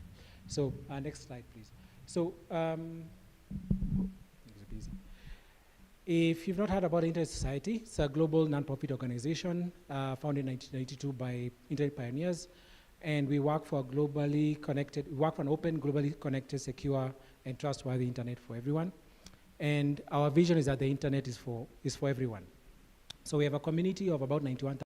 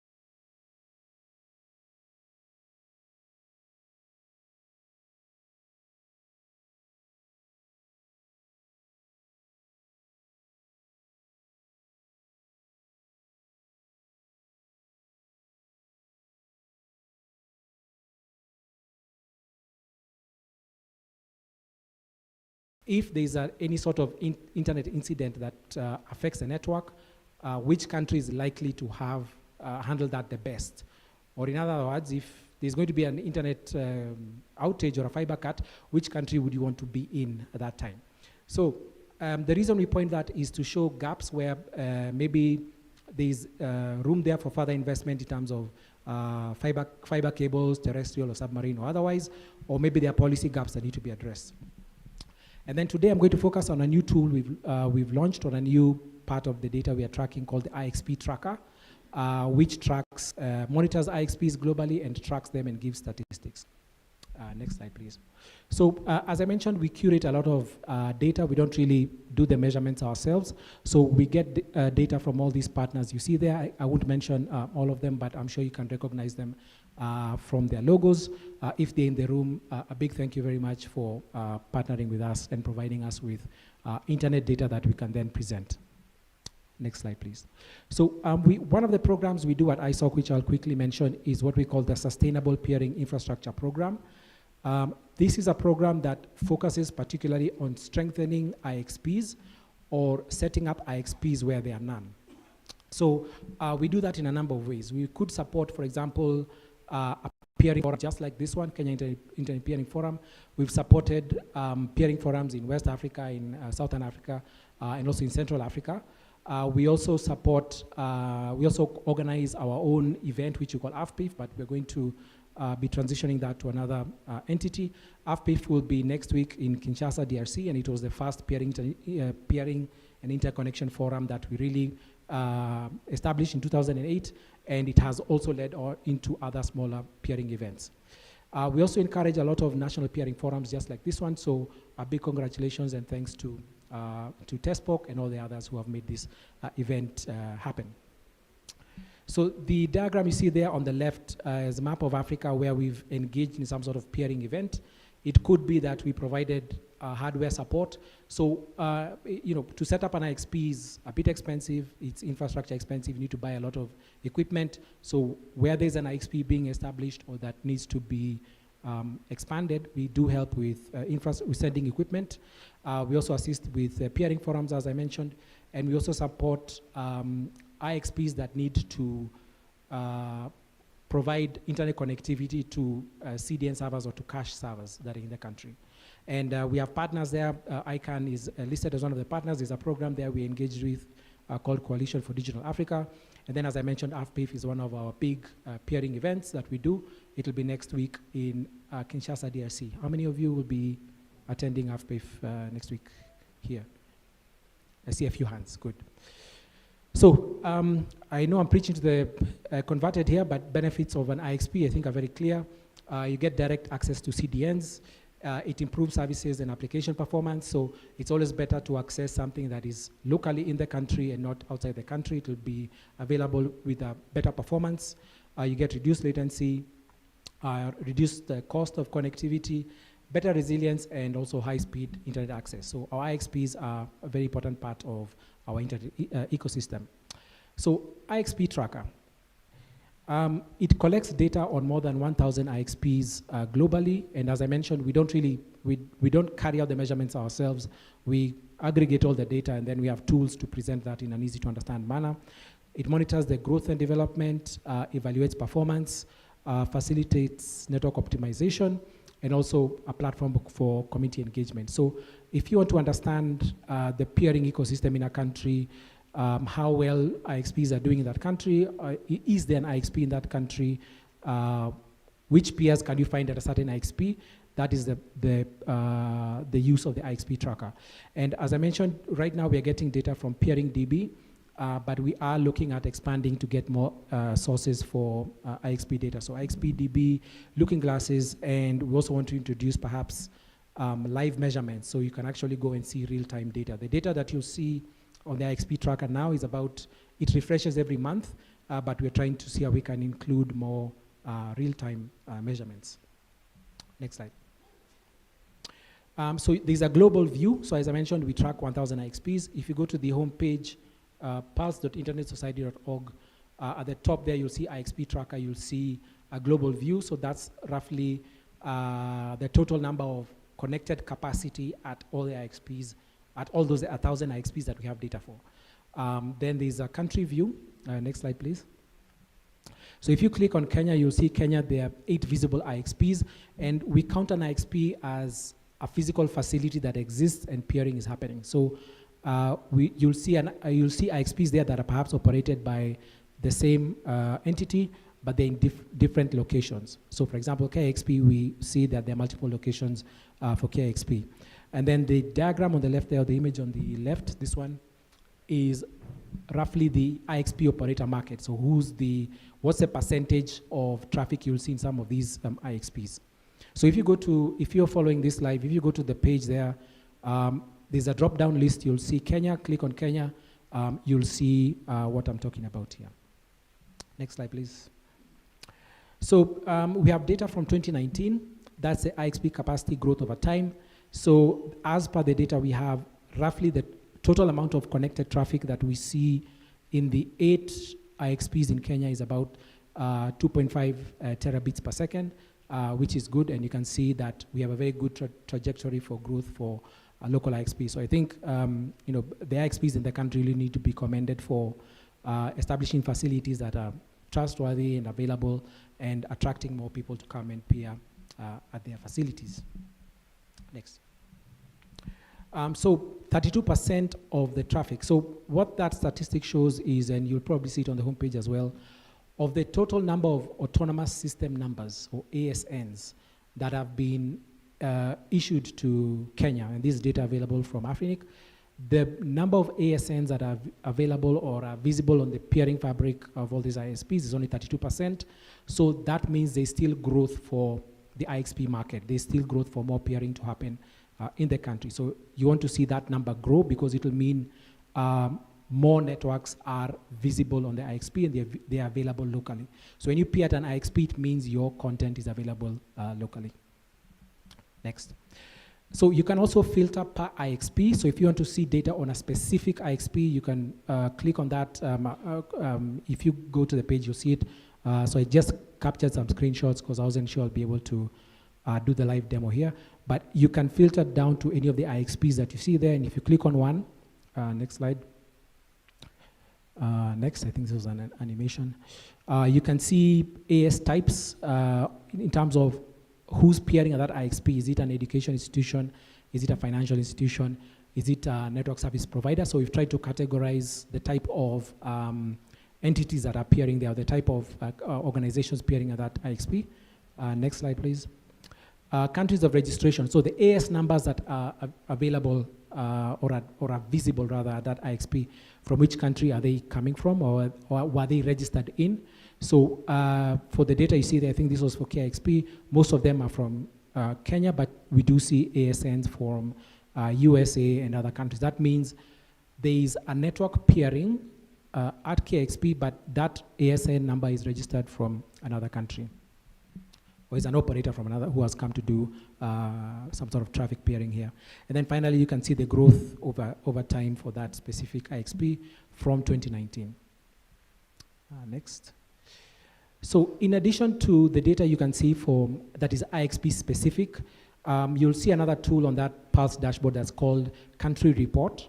So the Country Report now gathers several other statistics for the country so that you can see how healthy is the internet in that country. So for Kenya, you can see a summary of the internet resilience score. You can see internet usage in terms of the number of users who we feel are using the internet. Just click next. I think there are a number of animations there. Yeah, you can see what we call the resilience score. Resilience is what I talked about earlier. How resilient is the internet in Kenya? Can we absorb a number of submarine cables going down, or can we absorb internet going down? On the top right there is the adoption of key technologies. So HTTPS, we're doing quite well. That means the percentage of traffic that is over HTTPS. IPv6, if you're on an ISP here, there's some work to be done. We're not doing very well on IPv6 adoption. DNSSEC TLD, I'm sure Kenika in the room here, they've done their part in securing the .ke top-level domain name CCTLD. Finally, there, I didn't capture all of them. There's a lot of data. If you scroll down, you'll see we have a lot of statistics for Kenya and, of course, for other countries. Routing security coverage. Again, this is a measure of the ISPs in the country. How well are they doing to secure their routing traffic? So there's a project that we initiated called the Mutually Agreed Norms for Routing Security that we transitioned to a partner. But what it tracks is how well are ISPs, not IXPs, ISPs securing the routing information when they're doing BGP peering. So that tracks that statistic there. So if you've gone to that page, you'll see a lot more stats. I won't cover all of them, but click on country report and you'll see a very good summary of Kenya's statistics. Next.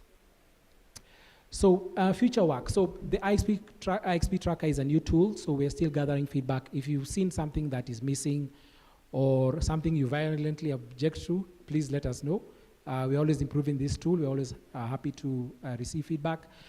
We want to add more information, so the ASN view, and I'm saying ASN, I hope it's I'm sure it's a term everyone is familiar with here, Autonomous System Number. So basically the ID number for an ISP that has been assigned by Afrinic. So we want to show you there, when you go to the IXP tracker, when you see a number, you'll know the location of that ASN, reachability statistics, and so on. We want to add more real-time measurements, perhaps from RIPE. We want to add more data sources there to enrich what you're seeing, and perhaps more statistics like what are the economic benefits of peering. So we did a report 2012, I believe. We compared Kenya and Nigeria to show 2013, thank you, Fiona. So I started typing in 2012, so I was saying 2012. But it was released 2013. It was, what is the economic benefit of having an IXP operating in the country? And we did the analysis from on Kenya and Nigeria.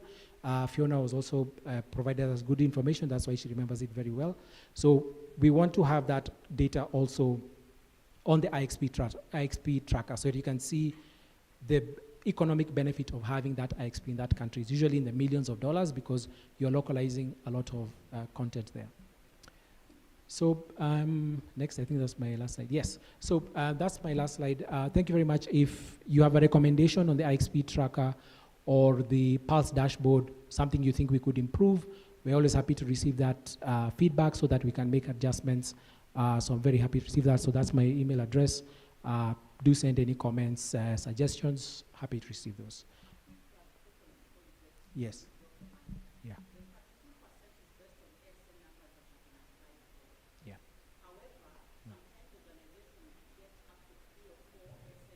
Mm. Mm-hmm.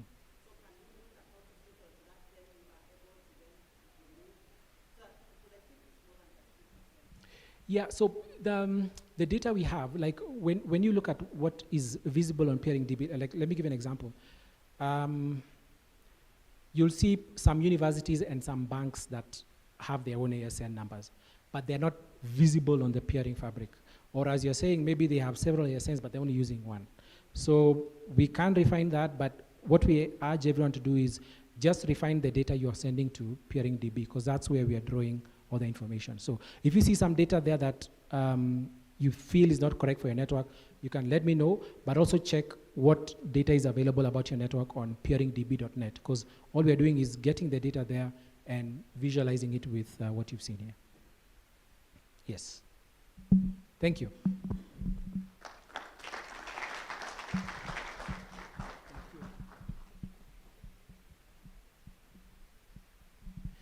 Thank you so much for that, Kevin. Of course, he knows the protocol as well. He gets his gift right there.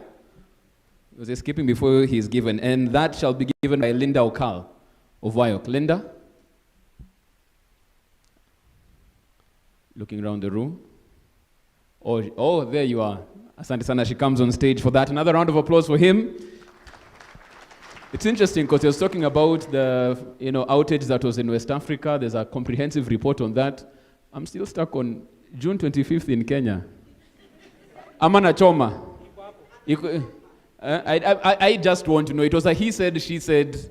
They have the report.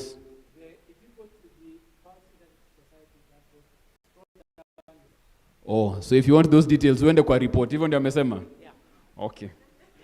Clever salesman. Clever salesman.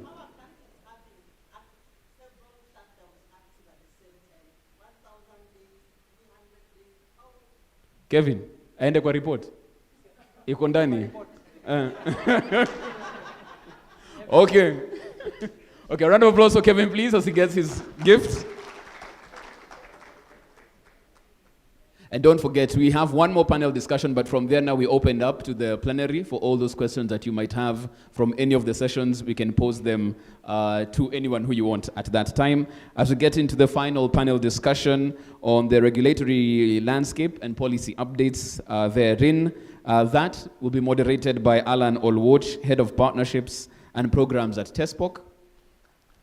Thank you very much. Yes, please follow her lead and clap for Alan as he comes on stage. It was the right thing to do.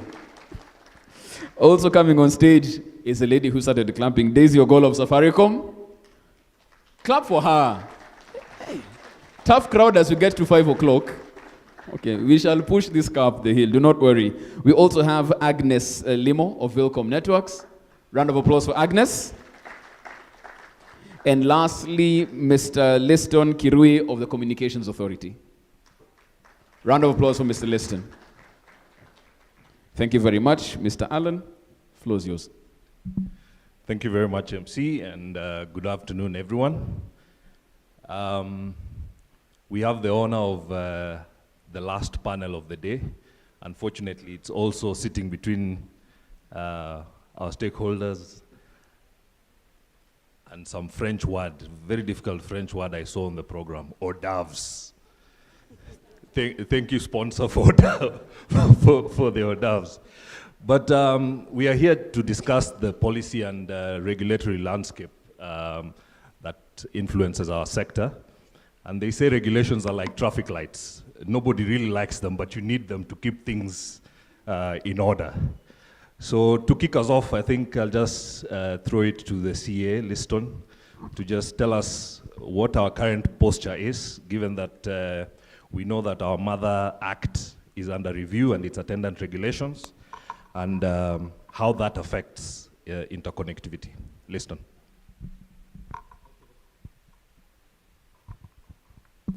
Yeah, thank you very much, Alan.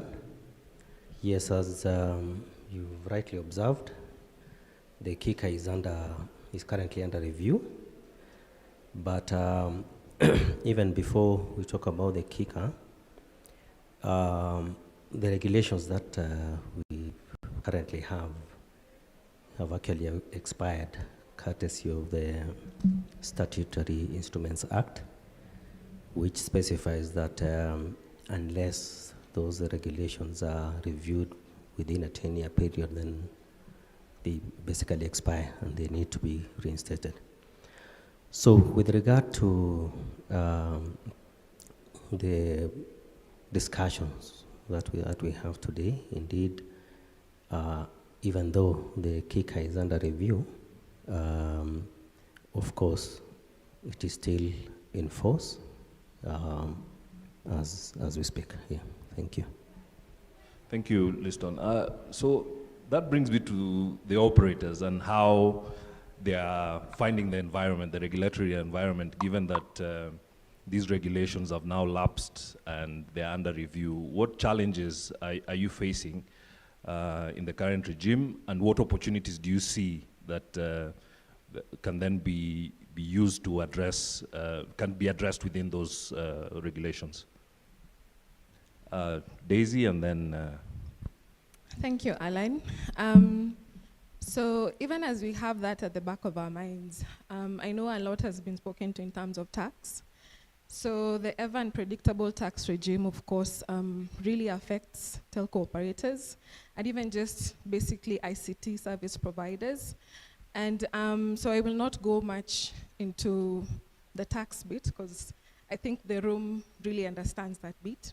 So one of the key other challenges that we are experiencing is energy costs, yeah?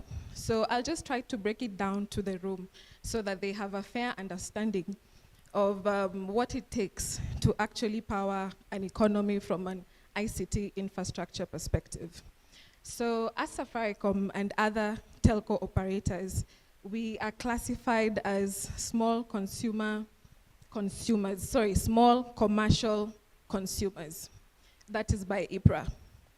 And then commercial, big players who have industries in a centralized area are classified under commercial industry consumers.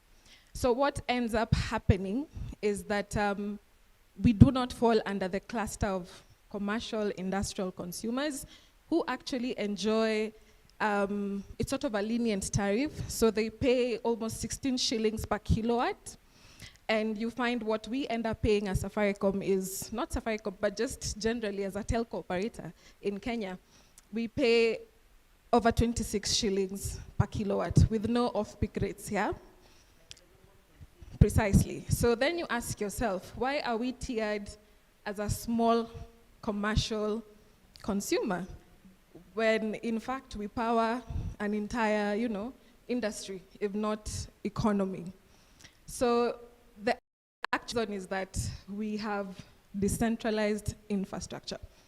That's the only reason why we cannot enjoy a better tariff, actually.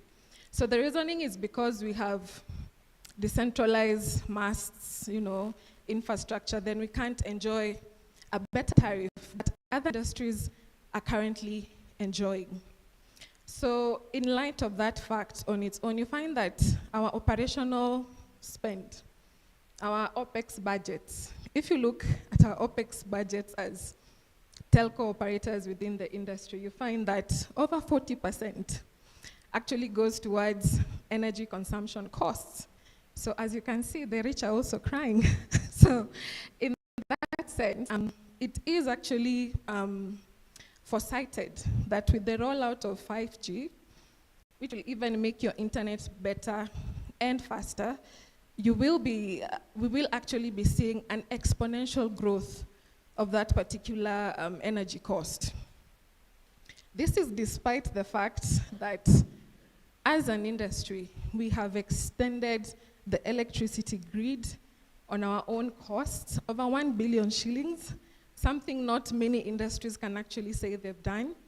And that is why I think we will need a lot of collaboration, as an industry to just drive this agenda of energy, because it means if we cannot deploy 5G, then it means we are missing out on key infrastructure, right? So if energy costs can actually be reduced, or we are given a preferential tariff because you are an ICT sector that powers an economy, then it is likely that then we will have a success story of the digital transformation agenda. So I would look at that bit as the opportunity. Yes. Yeah, thank you. And it's good that the regulator is here, and those conversations can be held with regulators of other sectors that actually impact on our sector. Over to you, Agnes. What challenges do you find as an operator, and how can these be addressed in these regulations that are coming up? Okay, I think for me, as much as CA is the main regulator, we have several other government authorities that actually have a big play and limit a lot of the operations in telecommunications. So I think I would look at how can, therefore, the main regulator be a part of the decisions that are made by these authorities so that it becomes our voice as well, and be able to make sure whatever decisions they make does not impact negatively to their main customer. I'm talking about the ICT authority. I'm talking about road ministry and all the other authorities around it, KENHA, when you're actually trying to build infrastructure, KURA. I'm talking about all the county governments, as I think it's been repeated in most of the panels and most of the speakers, to just tell you that it is a very big pain point for us. And you're now talking about 47 of them if you're going to operate in all the regions, and just trying to build relationships with all of them So what it does actually to the industry, it becomes very unpredictable, because you'll go to one county today, you get a different tech on telecommunications, a different rate.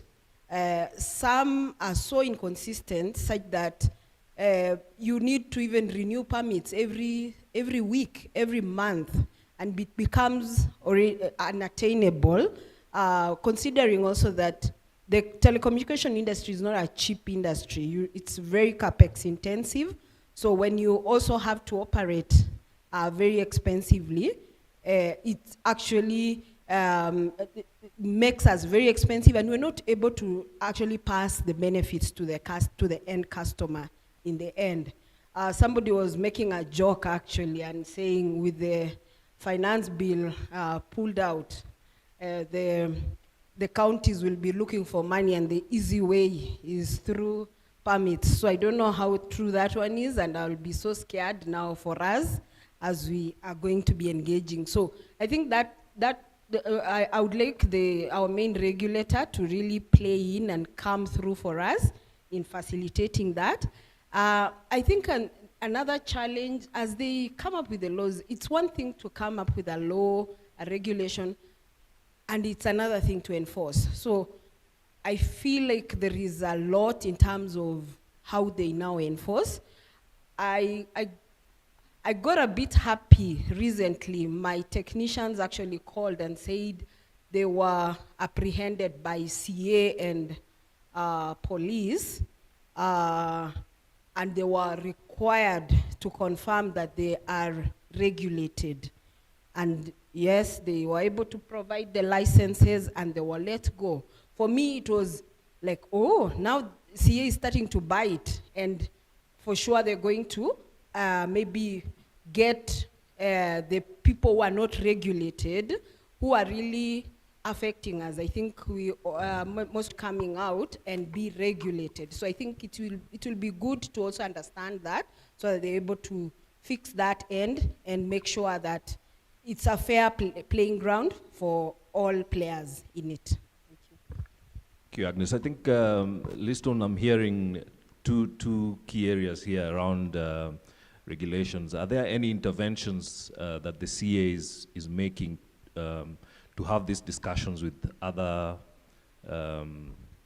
regulators, other sectors, to ensure that we have a favorable playing field and encourage investment? Agnes has mentioned who are unlicensed or are apprehensive about taking up a license. Are there any interventions from the regulator?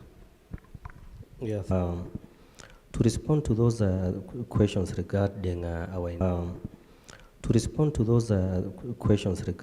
our engagements with other agencies, certain rules within their jurisdiction, and invites stakeholders and the public to participate.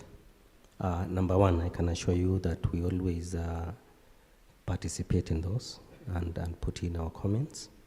And additionally, we even usually seek actually direct engagements with them as peers in that space. However, after all is said and done, it is the other agency that put out the consultation that takes the decision that carries the day. So we do indeed engage. As an example, the issue of way leaves has been with us for a very long time. CA has not been silent on that. We've been engaging counties, but of course our preferred method has been to engage with the Council of Governors so that we can bring all of them together and have a candid conversation on the matter with a view to having changes brought in.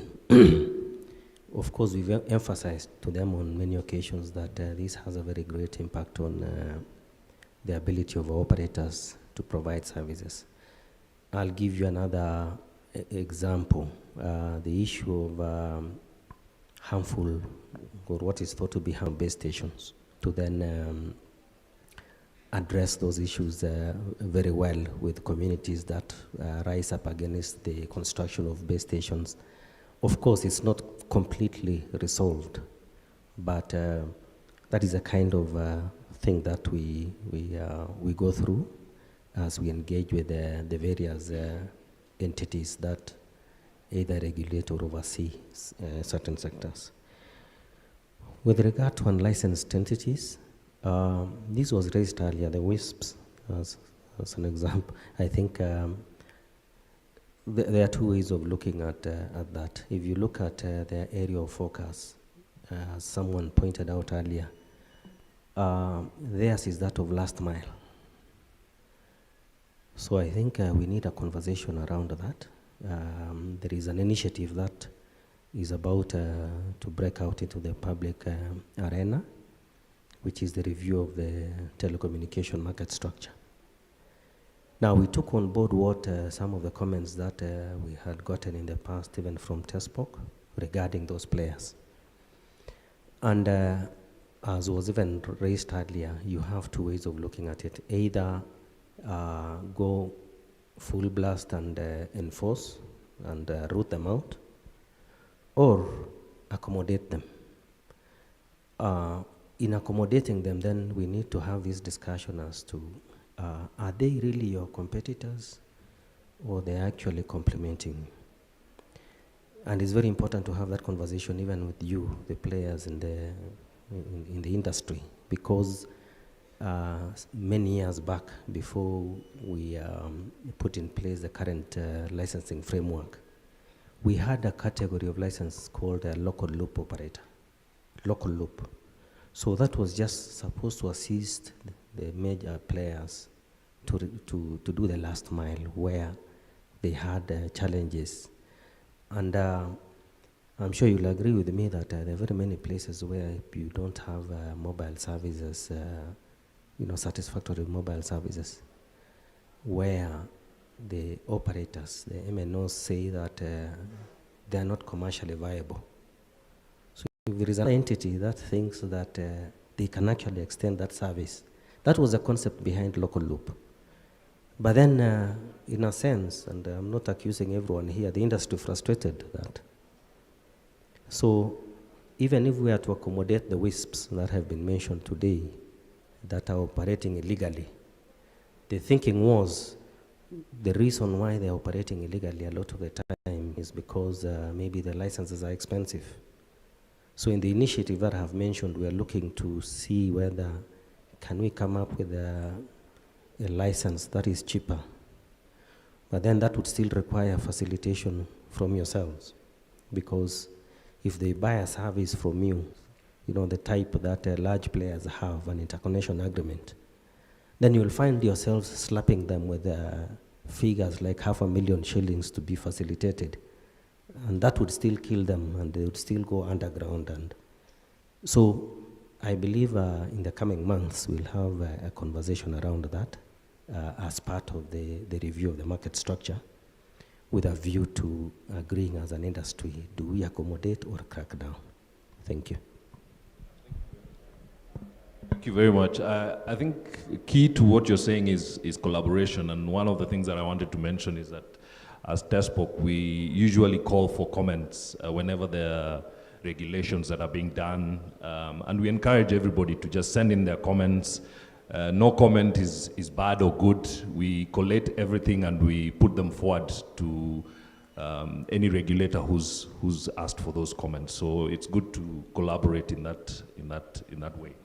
I'm going to come back to you, Daisy, on the issue of the impact on consumers.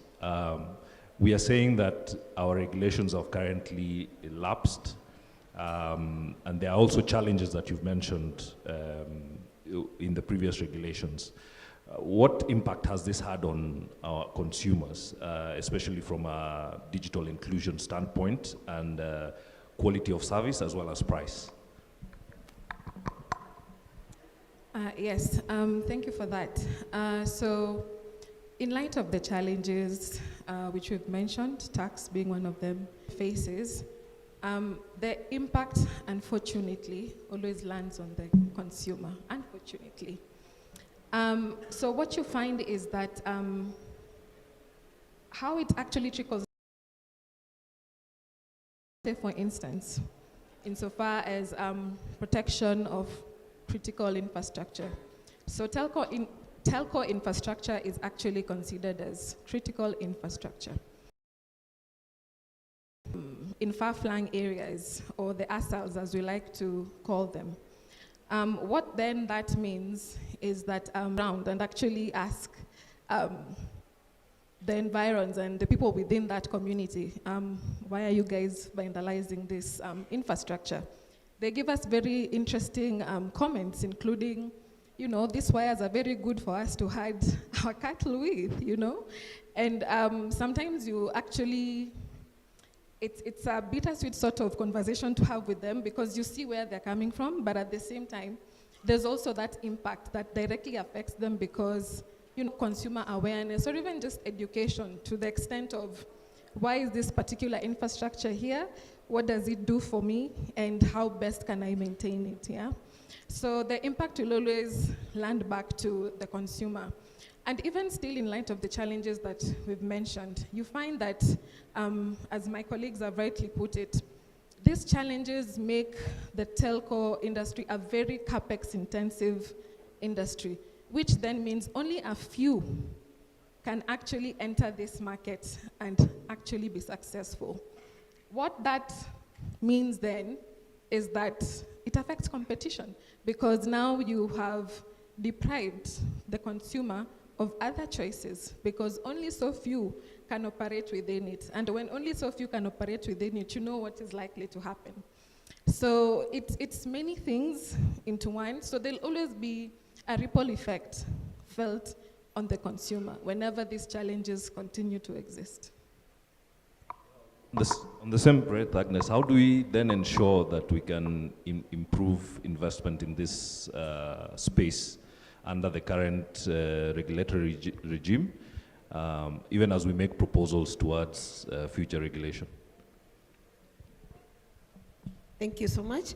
I think being that consumer protection is actually one of the CA's mandate, and so it comes very heavy already on us as operators to just make sure we are always ahead and the consumers get what they have actually purchased.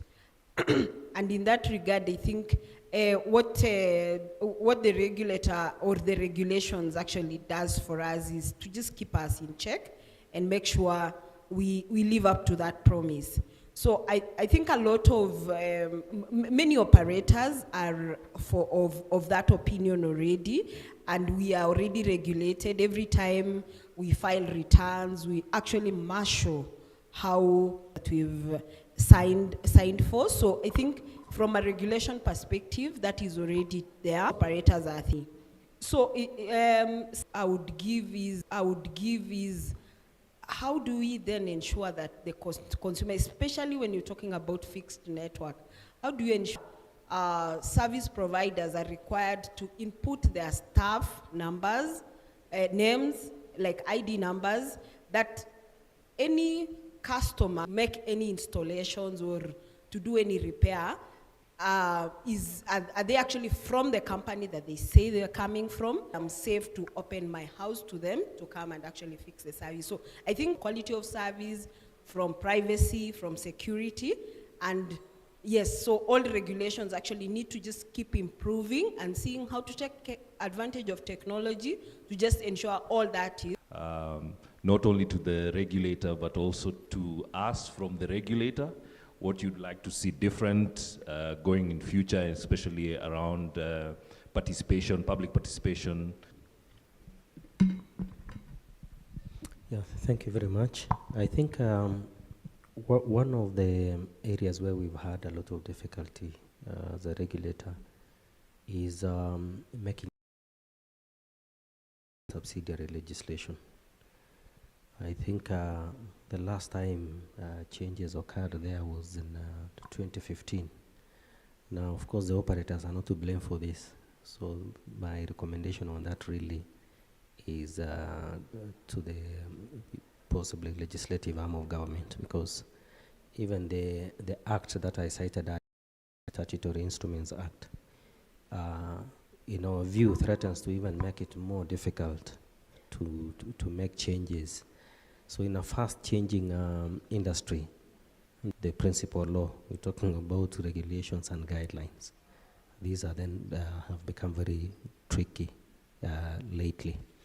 Now, but to the operators, we've talked about critics why perhaps they did not do what they were expected to do, is to provide us information on location of the infrastructure to the relevant agencies of government. Perhaps due to, like I think TESPOK just mentioned a short while ago, that sometimes you ask for views from members and perhaps you get very little input. Question would be, is it? And I think it's just in line with an initiative, I think that was talked about earlier in the day, about putting in place a database that can be accessed by certain entities on a need basis, maybe to take care of the So, thank you. So, for me, website of the future, because a lot is equally happening within this space. There are interesting conversations happening beyond Kenya. I know currently with us at the opportune time. I think also in better and developed markets, another interesting conversation that we are seeing is about fair share. I don't know if anyone has heard about it, but I bet you have, for them to actually utilize, right? So what advanced markets have noticed is that traffic has really grown exponentially, but what the system that relies on one another, there's a feeling that tech companies should equally, contribute to the maintenance of that infrastructure. So I think that's also a conversation we can look forward to. I think we have a lot of work to do insofar as advocacy. We have a number of issues which I feel we should really come out robustly on, whether it is tax, whatever. We are more like output and better outcomes. Because what we are also realizing is that ICT sector cannot just exist together, collaborating, and just including everyone that should be in the room, just to make sure no one is left behind in terms of, a perspective of providing solutions. From our companies, just doing the right thing, and also just coming under the umbrella, let's say, of TESPOK, coming together as operators and looking at how can access to properties. You'll find some operators will go and lock and get exclusivity or pay handsome amounts. When you want to go to the next building, there'll be like, relation within the industry will really go a long way in just helping all of us to gain. And as well, infrastructure sharing to just cost share and not have everybody running the same fiber. I need to run a 12 core, another one, another 12 core. Why don't we come together, probably run beautiful instead of having 20 cables running on the same poles, going to the same direction. And so a lot of talking we need to do. I think another one is, I think it's been brought, the technology space changes very fast. So from a regulatory perspective, I think it is more of also doing a lot of catch up in terms of regulation. When we're thinking about AI right now, I think I would be interested to know what is CA already thinking about.